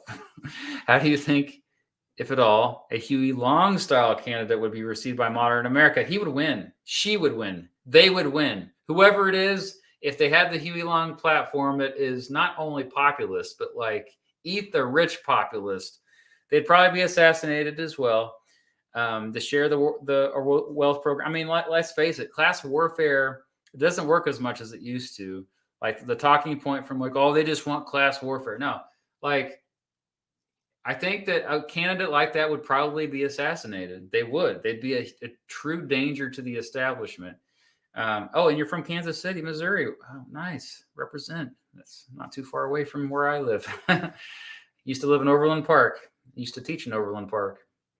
Okay, so yeah, I think they would do really well, to be honest. They would be. He was kind of a demagogue in many ways, a populist demagogue, but I think he might have actually done what he said, though. The thing about Trump was that he had a lot of the rhetoric down, the populist rhetoric down, but he didn't follow through with a lot of that stuff. And so I think that's why some people were disillusioned with him. But somebody who's an outsider who wants to tackle the system, take the system down, they would do well in this current political climate. That could actually bring Republicans and Democrats together for sure. Petros Huhulis, thank you. Can the science of heliobiology? Yeah, I've heard of it. Was it you that brought it to my attention before? Predict the frequency of epidemics, crime sprees, wars, and whatnot. Yeah, I did Google this one time. Yes.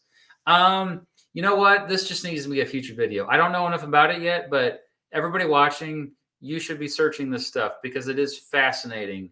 I only hit the tip of the iceberg. So thanks again for bringing it to our attention. I think you brought it to our attention the first time in another live stream, I'm thinking. I might be misremembering that, but thank you, Jake the Snake 97, another Canadian there. Thank you. Pickman, thank you. Do you think he will make an LBJ video? He's the most interesting presidents. He's very interesting. I think eventually I will make a video about all of the American presidents, even if it takes 20 years, I will try to do it. Next up, believe it or not, is Herbert Hoover. I've filmed at Herbert Hoover's house where he grew up, and the museum and his grave. And yeah, I think Herbert Hoover will be the next one that I tackle. He was also interesting. But yeah, the goal is to do all of them. So far, I've done Franklin Pierce, James Polk, and George Washington. So I have a few more to do, I'd say.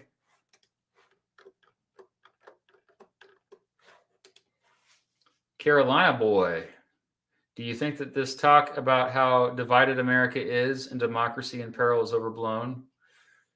No, I mean, maybe a little bit now. I don't think we're as divided as we were in 2020. I think over the last couple of years, things have cooled off a little bit.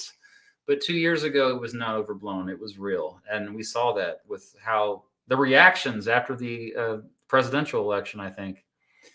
I want to live comfortably knowing that the country will be okay. It will be okay, but it's gonna take, I think it's gonna take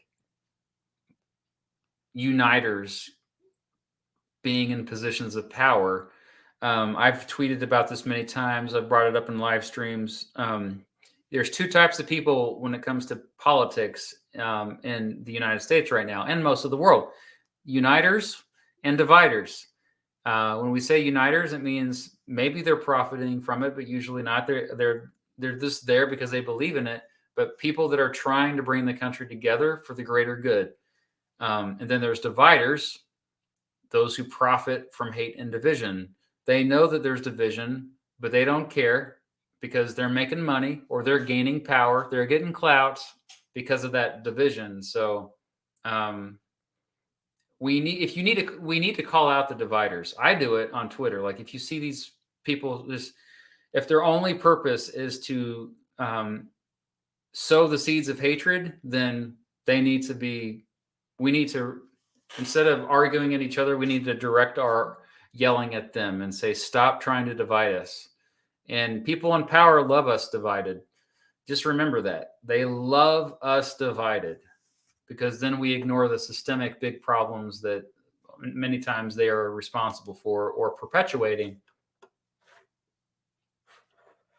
G-Man6193. Thank you. I love your profile pic too, G-Man. Thank you. My favorite videos are the Supreme Court brief videos. Oh, man, okay, so I am making a Supreme Court brief, or that has inspired me to make a Supreme Court book I'm going to be writing. Any hints to the next case I'm thinking about making? Yeah, it's Fletcher v. Peck. It's not the most exciting case I'm going to make it exciting because it's a dang important case. It's from 1810. It's a landmark decision. So I hope you like it. And I guarantee you that it won't get many views. But that's okay. I'm still making Supreme Court briefs videos. When will the next Beat Goes On video be released? Well, hopefully this coming weekend here. This KU run in the Final Four college basketball has kind of delayed things a bit, but the goal is to release a video about Pink Floyd, hopefully this weekend, if I can get it done. So that's on my other channel, The Beat Goes On. Subscribe. It's 4/4/2022 here in Australia. That's right. It's tomorrow in Australia. Forget about that.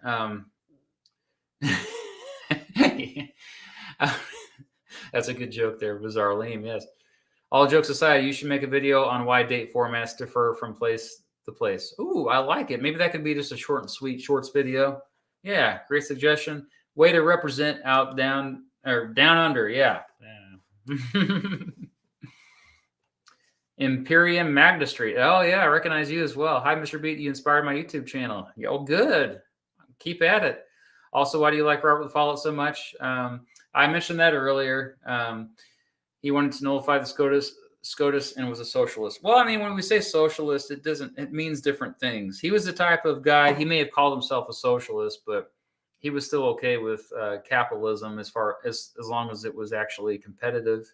And what he saw was not benefiting the consumers and the working class. And so I think a lot of people who call themselves socialists are actually still okay with capitalism. I don't consider myself a socialist. I'm very much a capitalist, but I think that capitalism is not perfect and it needs to be tamed. But also, a lot of times, the reason why capitalism doesn't work is because government steps in and picks winners, and we don't really see true markets work. We think they're markets, but they're not markets.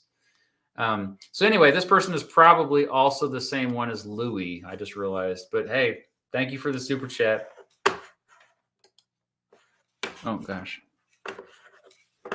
it's click on that. There you go. Thoughts on Oregon? Well, I gave my thoughts earlier, but I'll give them again. Thank you for all the support, Pat, tonight. Oregon is amazing. It's it gets a lot of negative press, I guess, in Portland because of the protesters there. They're like burning a building or something. That wasn't good, but no, overall, like the statewide legislature has done some great things. I mentioned earlier the decriminalization of drugs. I think that's progress. I think their taxes are a bit high. I could see. That's why I prefer Washington over the time. Bringing that up again, but it's a beautiful place too. I've been there. It's wonderful. Thank you, Eldridge. Oklahoma and Texas is actually coming, but yeah, Sooners represent there. I'm currently going to college at Oklahoma State, another Okie. Have you considered doing a compared? Oh, that's another. Did they put the same? Is that the same person? Okay. No, it's going to be Oklahoma and Texas. I ran polls on this. I asked lots of people. I'm sorry. Kansas, it will probably be a Kansas-Missouri video eventually, by the way. I've already done a state rivalries video, but as far as just a straight-up compared video, I'll probably still do that. All right. This is still got a lot here. Some of these are from a while ago. Hello, Mr. B. Who do you think was the most destructive non-president politician in U.S. history? My vote is J. Yes, I agree. J. Edgar Hoover. Newt Gingrich is, well, he was a politician though. So, but yeah, J. Edgar Hoover, not a fan. Okay. Should native tribes be treated as nonprofit, almost untaxable corporations that provide a share profits to each shareholding tribe member? I'd be down with that. Yeah. What extent does democratic choices shape events? A lot. Yeah, a lot. I mean, Man, Bear, Pig 2024. Sorry, I'm trying to speed up now because I'm so far behind at this point. I got to catch up. Being a high school AP history teacher, any advice for anyone majoring, minoring in history for college? Yeah, I mean, you just have to make sure that it's most kids aren't going to be as passionate about history as you are. You have to be there because you like working with young folks. Not because because the passion will only carry you so far. Oh, but as far as not if you want to be a history teacher, I'm sorry, but if just major minoring in history in general, I misread the question. I think you need to be somebody who is not afraid to dig deep for research, looking at primary sources, and you have to read. You have to read a bunch of books. You can't get by watching videos or listening to podcasts. It has to be you have to read lots. That's one thing that speed reading is something I would recommend getting good at. That's probably one of the best things I learned when I was in grad school. All right. Trying to catch up here. Garrett Kennedy, which state would you move to if you had to leave Kansas, and why? Virginia, because of the beauty, or Washington State as well with the beauty. But also Virginia edges out over Washington because of the history there and being close to DC. Any bills in Congress you want to put a spotlight on? I mean, all the voting rights legislation, there's multiple bills. If you watch my live stream where I call up every single U.S. senator in history, it took 2 times or 2 days to do that. The ones I brought up in that live stream, for sure. Some of these are from a while ago. Oh man, I need to catch up. Do you think isolationism could define the future of American foreign policy? If so, how would this differ from pre-World War II isolationism? I don't think that's the right word. I think non-interventionism is a better word, and I do think that we're starting to see that with Biden. Actually, he brought the troops home from Afghanistan. He's been very clear that he doesn't want to establish a no-fly zone in Ukraine, and I think that's good because most Americans would agree with that. We don't want to get entangled in foreign wars anymore. I think that's just the general mood of the country these days. So I do think that probably is the reality. Zach Beard, thoughts on the Justice Democrats and political realignment of the 2 major parties?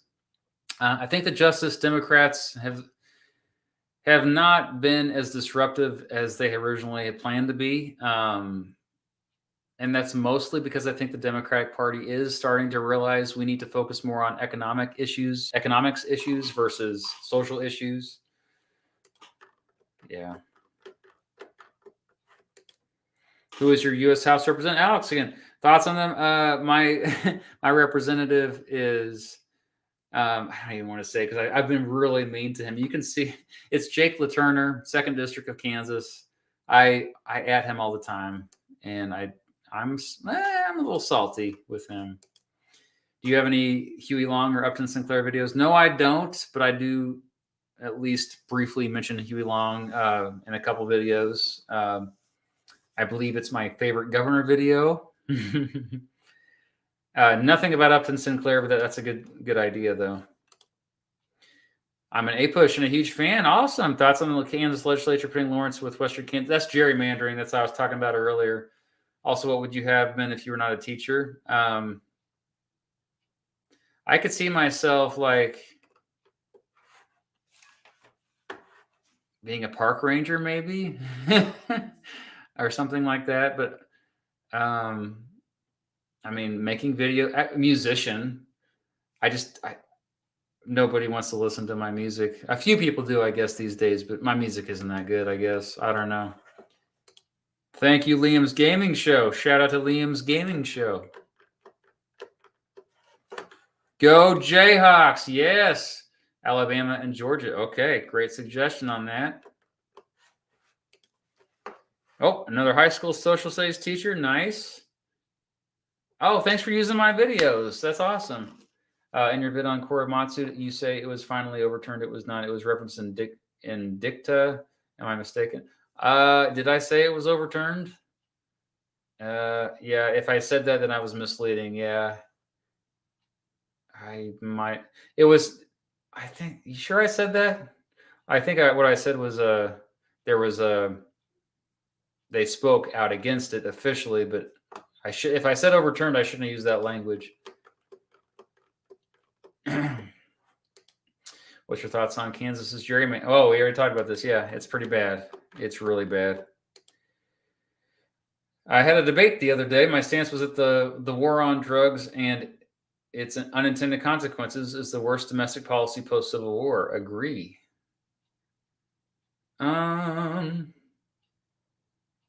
That's a bit of a superlative I don't want to say. I would say it's up there.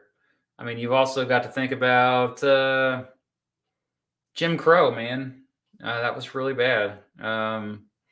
You also need to, I mean, think about all the race riots and the lynchings and just African Americans being treated as second-class citizens overall. So I think that's, but it's up there. It is up there. Oh, hey, Mr. Terry. Thank you. We still need to collaborate, by the way. Half a mission subs. Wow, I'm really far behind here. I'm going to try to catch up. Dante again, as a teacher in Kansas, what were your thoughts on Republican Governor Brownback? Yeah, but to be fair, hardly anybody liked Brownback. He was very unpopular here in Kansas.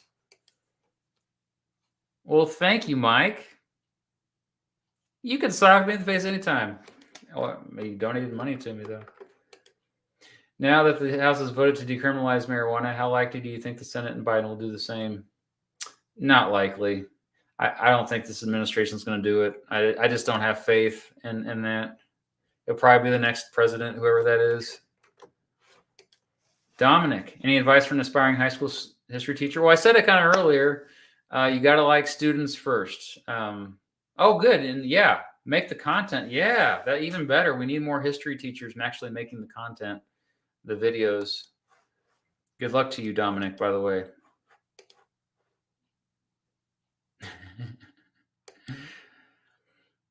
Like in Rock Games, are you excited for the Kansas? Yes, I am. Tomorrow's going to be crazy. Yeah, it's just taken me a long time now, so I'm sorry. I'm just far behind. I think the ones I'm looking at now are from like 30 minutes ago. That's how far behind I am now. Okay, Liam, I will subscribe to you right now. Okay. Liam's Gaming Show. Oh, it didn't pop up. I'm going to have to search more for it later, okay? Yeah, I don't see it. It's not popping up. Now my mouse isn't working again. Oh, there we go. Okay. All right. Maybe other people can find it. Oh, thank you. Yes. We agree on most political issues. I think it's hard to be in a relationship if you disagree on most political issues. So, I mean, one thing we disagreed recently is on the pandemic. I tend to be more libertarian leaning than she does on the pandemic stuff. What do you think of Kansas's jury? Yeah, I've already got this question many times. So you probably didn't. Okay, so sorry, already answered that one. We've been going for 2 hours now, so I'm going to speed it up quite a bit here. Yes, Roosevelt corollary, I thought was good policy. Overall, it wasn't perfect. Have you ever had New York pizza? I have. I still prefer Chicago deep dish. I'm sorry, it's sugar boy. It's sugar boy. Oh, that's a good idea. Knowing Better has a good video about that. Annabelle South in Cuba. Yep. That's a good suggestion. I can still do that. Trying to speed it up. Sorry. Sanad Al-Khatib, do you think the economic boom after the Great Depression happened as a result of FDR's New Deal policies or the U.S. entering World War II, or both? Both, yeah. Mostly World War II.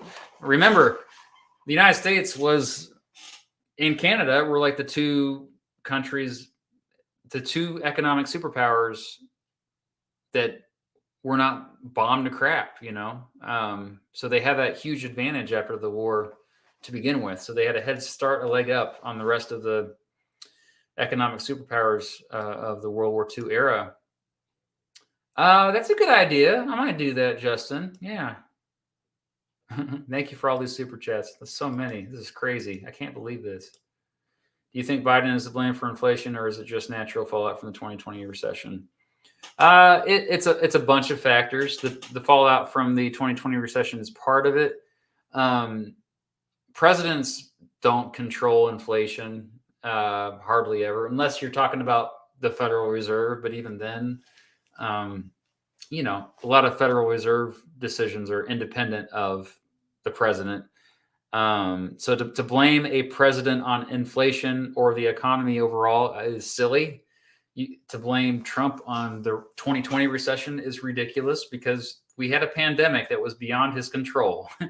It was worldwide, for crying out loud, because of that pandemic. And then with Biden, prices going up has nothing to do with him, because it's going up everywhere, especially with oil. So like, it's silly when you think about, like, it's not just one person that controls the prices of everything. If you ever hear anyone say that, it's pretty obvious they don't understand economics. All right. How was your day today? It's great. Had some great pizza, lovely chats. People want to sock me in the face. It's great. Can you do a video on Henry Wallace? It's been on my list for a while. Yeah, I brought that up earlier, Matthew. Thank you for that. For some reason, this isn't working very well. How could Reconstruction have been a success? I think if the federal government had perhaps, I don't know, like, it's a combination of them being there around, longer in the South, but also like letting them self-govern a little bit more too, because it went from one extreme to the other. So yeah, good question though. On the trust and immigration issues with Coolidge, I like him because he's like a more modern GW. Also, and thank you, Hayes. Yeah, well put. Matt, being from South Jersey, the overshadowed part, and based on your views on the U.S. Senate, should Reynolds v. Sims be overruled? Yeah, one man, one vote. I don't know. I need to think more about that. In fact, I still haven't made a video about Reynolds v. Sims. I need to do that. So maybe when I research that case a little bit more, that's one of those I just kind of like, we briefly went over when I taught government, but I never knew it deep enough where I just feel like I'm not as confident on that case. Another Australia viewer. Hello from yesterday. Will you do a video on the interstate highway system history? Sure, why not? And I'll go ahead and release it on Friday as well. Trump's chances if he runs in 2024 election. If inflation keeps up as it is, he will win. Assuming he's the nominee, there's a good chance it could be DeSantis. He looks to be just as, like, he might by then like be more popular than Trump, to be honest. Especially if Trump gets into trouble with the law, which he probably won't. Chase, hopefully a bit of a different one for you. What book do you think is overrated and or not good? Well, probably Great Expectations. Yeah, I can't stand that book. I'm sorry. Have you been to Lincoln's Museum in Springfield? Yes, I have. Yeah, I had a viewer that wanted to meet me there, and I said, I can't make it. I'm so sorry. Like, it's a bit of a drive for me, and I have family in Chicago. When next time we go up there, we're going to visit again. I've been there before, but I want to go back and maybe this time get some footage. It's supposed to be pretty good. There's a whole neighborhood in Springfield that's preserved as a national park to look like what it looked like when Lincoln lived there. So pretty cool. Thoughts on the Will Smith clap? I'm on the side of Chris Rock. Will Smith, that was really disappointing, man. That was messed up. Chris Rock did a good job being dignified on that. Why did Greece not reclaim Geheim Haven? I don't know. I know nothing about that, but thanks for bringing it to our attention, Hiram or Hiram. Gosh, I feel like an idiot with some of these questions. But I know all about Will Smith's slap. Bizarre Liam again. Video on the history evolution of the flag. Dang, I better make that before JJ McCullough beats me to it. Okay, good suggestion. Holy crap, that's a donation from my sister-in-law that lives in Chicago. Well, thank you. Kenny Watts, huh? Man, why is family giving me money? I need to buy them dinner. Gosh. Another question from No. Should the U.S. have a trade network with pro-human individual property right values and cut off trade to right? Well, That's a tough one. It's not so simple because a lot of times that stuff is linked, but you can't directly link it, and it gets messy quickly. So I don't know. I think that you should try to make it that way where you're, we want human trafficking to end, and so, but it's a lot of times it's just not connected directly, or you can't connect it to governments in particular. Probably spinach, cream cheese. That's what I ate earlier. That he asked me that earlier, and he asked the second time, so I already answered. Man, I'm sorry, I'm just so slow on these. Why do people choose the states part over united? It goes back to like this distrust of the federal government that's been there in the history of our entire country. It's a cultural thing, really. It really is ingrained in American culture. You look like you could have been in They Might Be Giants. Well, I probably could have been. Here's what like if you listen to Electric Needle Room Music, that's my band's music. That is the band we get compared to all the time. They Might Be Giants. And I don't even listen to They Might Be Giants. I like some of their songs, but they're not one of my. I have a friend, that's his favorite band ever, and I don't know if he listens to my band or not, but yeah. But I'm pretty indifferent when it comes to They Might Be Giants, even though people say we sound like them all the time. All right, Bob, would you ever consider making a tier list on losing candidates and how? Yes, multiple people have suggested this, and I will bump this up the priority for the. Wise words from Mr. Terry there. Should senators be one by counties? I think it.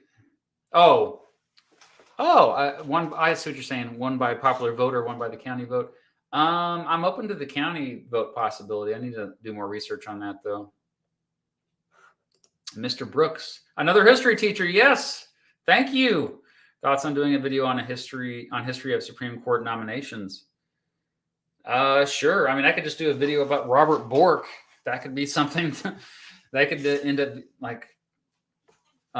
summarizing all of them in one video. Really, that's a great suggestion. No, again, man, can social programs be paid by nonprofits? Not. Well, they already are. They already are. So there you go. That could be the way to go. Thank you, Zach. I appreciate that support. All right. I'm going to wrap things up here soon. So, he wanted to ask me a question. Thoughts on new Kansas ed bills? Every new Kansas education bill I've seen is horrifying. Just let teachers teach, man. That's all that, they're trying to micromanage teachers. Teachers know what they're doing. Leave the teachers alone. How do you think Kennedy would have escalated the Vietnam War had he lived? No, everything that I've seen about everything I've read about Kennedy, I think he would have come to his senses. The Gulf of Tonkin would not have led to escalation in the way that we saw with LBJ. I think he would have been wiser. I really believe that. So I think his legacy would have been better because of that. That's one reason why I think that he was a better president than LBJ, because based on what he was saying about how it was going, his final year on the planet, you could tell that he was having second thoughts about Vietnam. So I don't think he would have escalated like LBJ did. What is the most surprising, startling fact that you learned about since the high school history? The concentration camps in the Philippine-American War, probably. Thank you, Eduardo. Did you have a question too? Maybe not. All right. No again. Did UCLA economists say FDR held us back? I don't know if they did. I do not know. Eduardo, there he is. Based on the status of the conflict and the Russian crimes discovered in Bucha, what are your thoughts on the possibility of a NATO NFZ over Ukraine? I still don't think it's likely. At this point, everybody knows a lot of this shady stuff been going down. But we don't want it to escalate to World War III. We just don't. Do I like Trump? Well, as a president, no. He's a great comedian, though. As a socialist myself, do you ever think the two-party will fall in the U.S.? And you think of Eugene Debs, who I brain farted on earlier.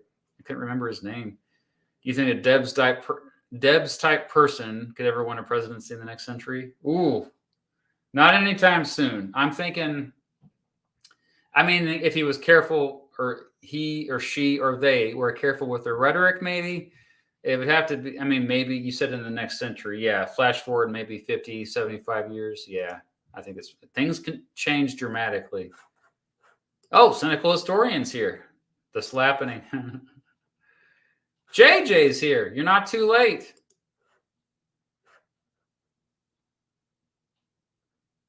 So nod again. Do you think the American political system itself and partisanship encourage divisiveness? Has there been any long-term period of unity in U.S. history? Yes, the era of good feelings for sure.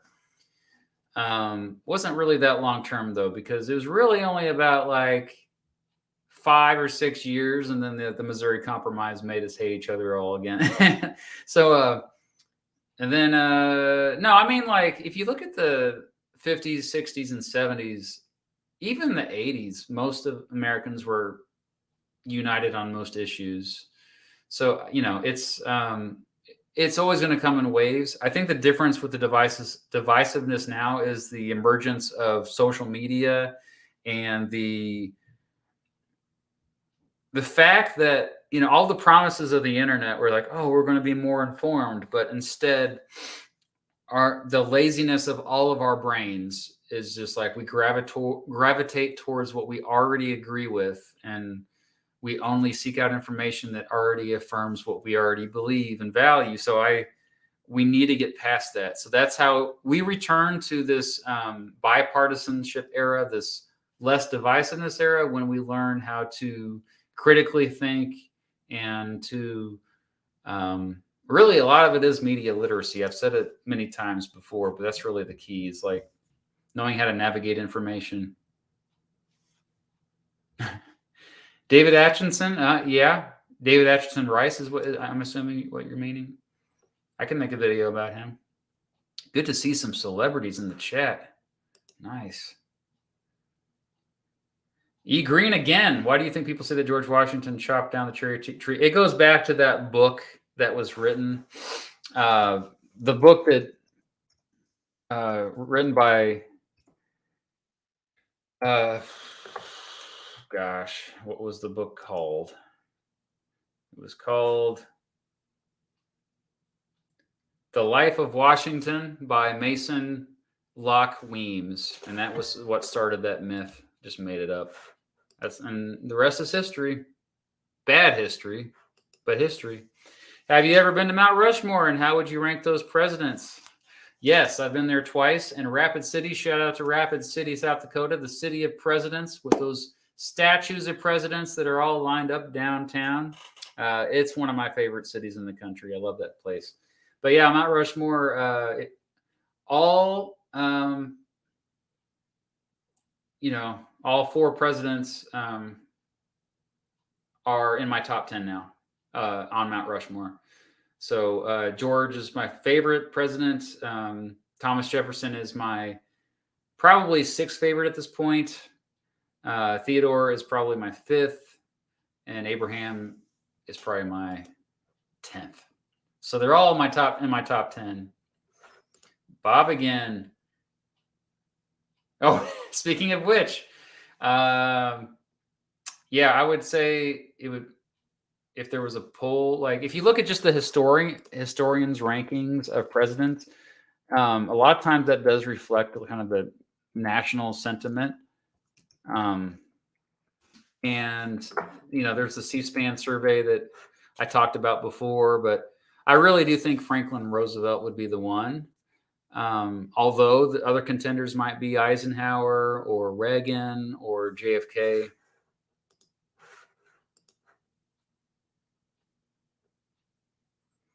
All right. I'm finally starting to get caught up here. Finally. Anthony, I love history, but do you think a history degree is worth pursuing if I don't enjoy teaching? It depends on what you want to do. You can have, there are lots of opportunities outside of teaching. You could start a YouTube channel like I did. But that also requires like maybe learning a lot about journalism or just communications, like a communications degree. You could double major. Or working in a museum, working as a researcher, museum curator, a tour guide. Of course, a lot of that's overlapping with teaching. But if you don't want to interact with people, you can work in the archive somewhere. Like I think I could see myself working at the Library of Congress. That would be amazing. But one of the museum archives as an archivist would be something maybe that you could pursue with a history degree. There's other things out there other than teaching that you could do with a history degree.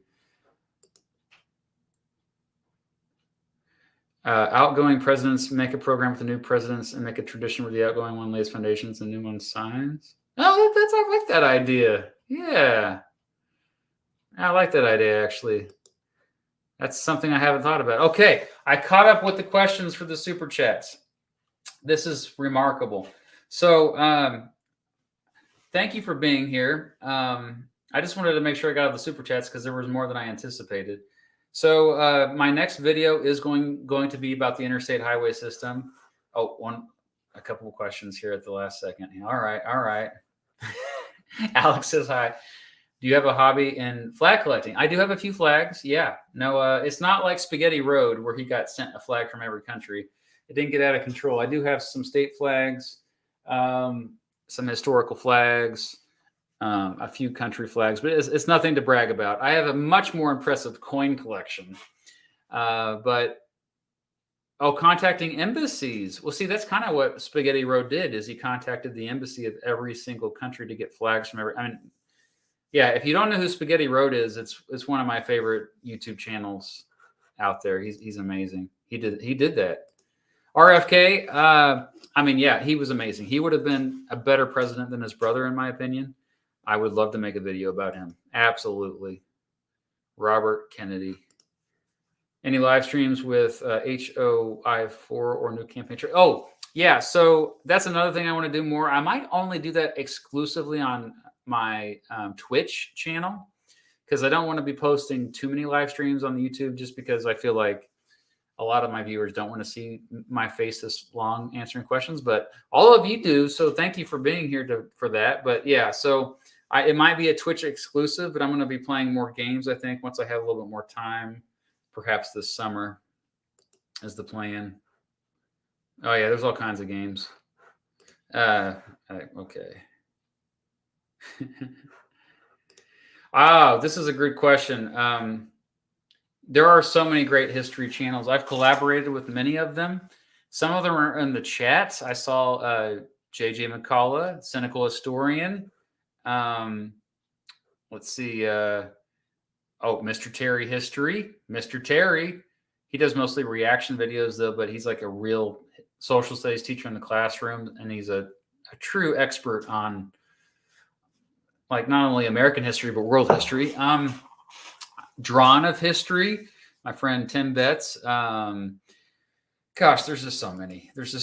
I'll tell you what, just any collaboration I've done, I have a whole playlist you can find on my channel. I recommend any of those. Do you think JFK would have won a second term? Maybe. It's hard to tell because a lot could have happened between November 1963 and November 1964, to be honest. But considering the success of LBJ, Just like, especially if it was Barry Goldwater that JFK was running against. Oh yeah, he would have won. I love bananas. Are you kidding me? Of course. All right, so I want to. Oh, there's Rachel. Yeah, shout out to Rachel. This has been great. We had some pizza. I don't know if how many of you actually ate pizza with me tonight, but it's been great. I had some questions about a follow-up to me calling every senator in the country, and that is coming. I have a follow-up video plan. I got a video response from one of the senators. Pretty cool. They filmed themselves, and I'll be including that. Another one wrote a personal letter. So yeah, I'm giving them a little bit more time to get back to me because, they're busy. Things happen. But Nebraska probably has the edge for quality of life, but Kansas has more history. So, and my family lives mostly in Kansas. So, but Nebraska is amazing. We love living in Omaha. All right. Yeah. Perhaps I can call every representative if I have some help too. I don't know. I was thinking about that. So, all right. So this has been a great pizza party. Thanks for joining me. I think we're going to end it there. Jeffrey Epstein didn't kill himself. Right. Thanks for subscribing to my channel. Thank you. I can't believe 500,000. It's amazing. Thank you all for watching, for the lovely questions, and for the financial support, and just for liking and subscribing. It's amazing. So thank you for. Why do you watch me? I don't even know. I don't get it. But thank you.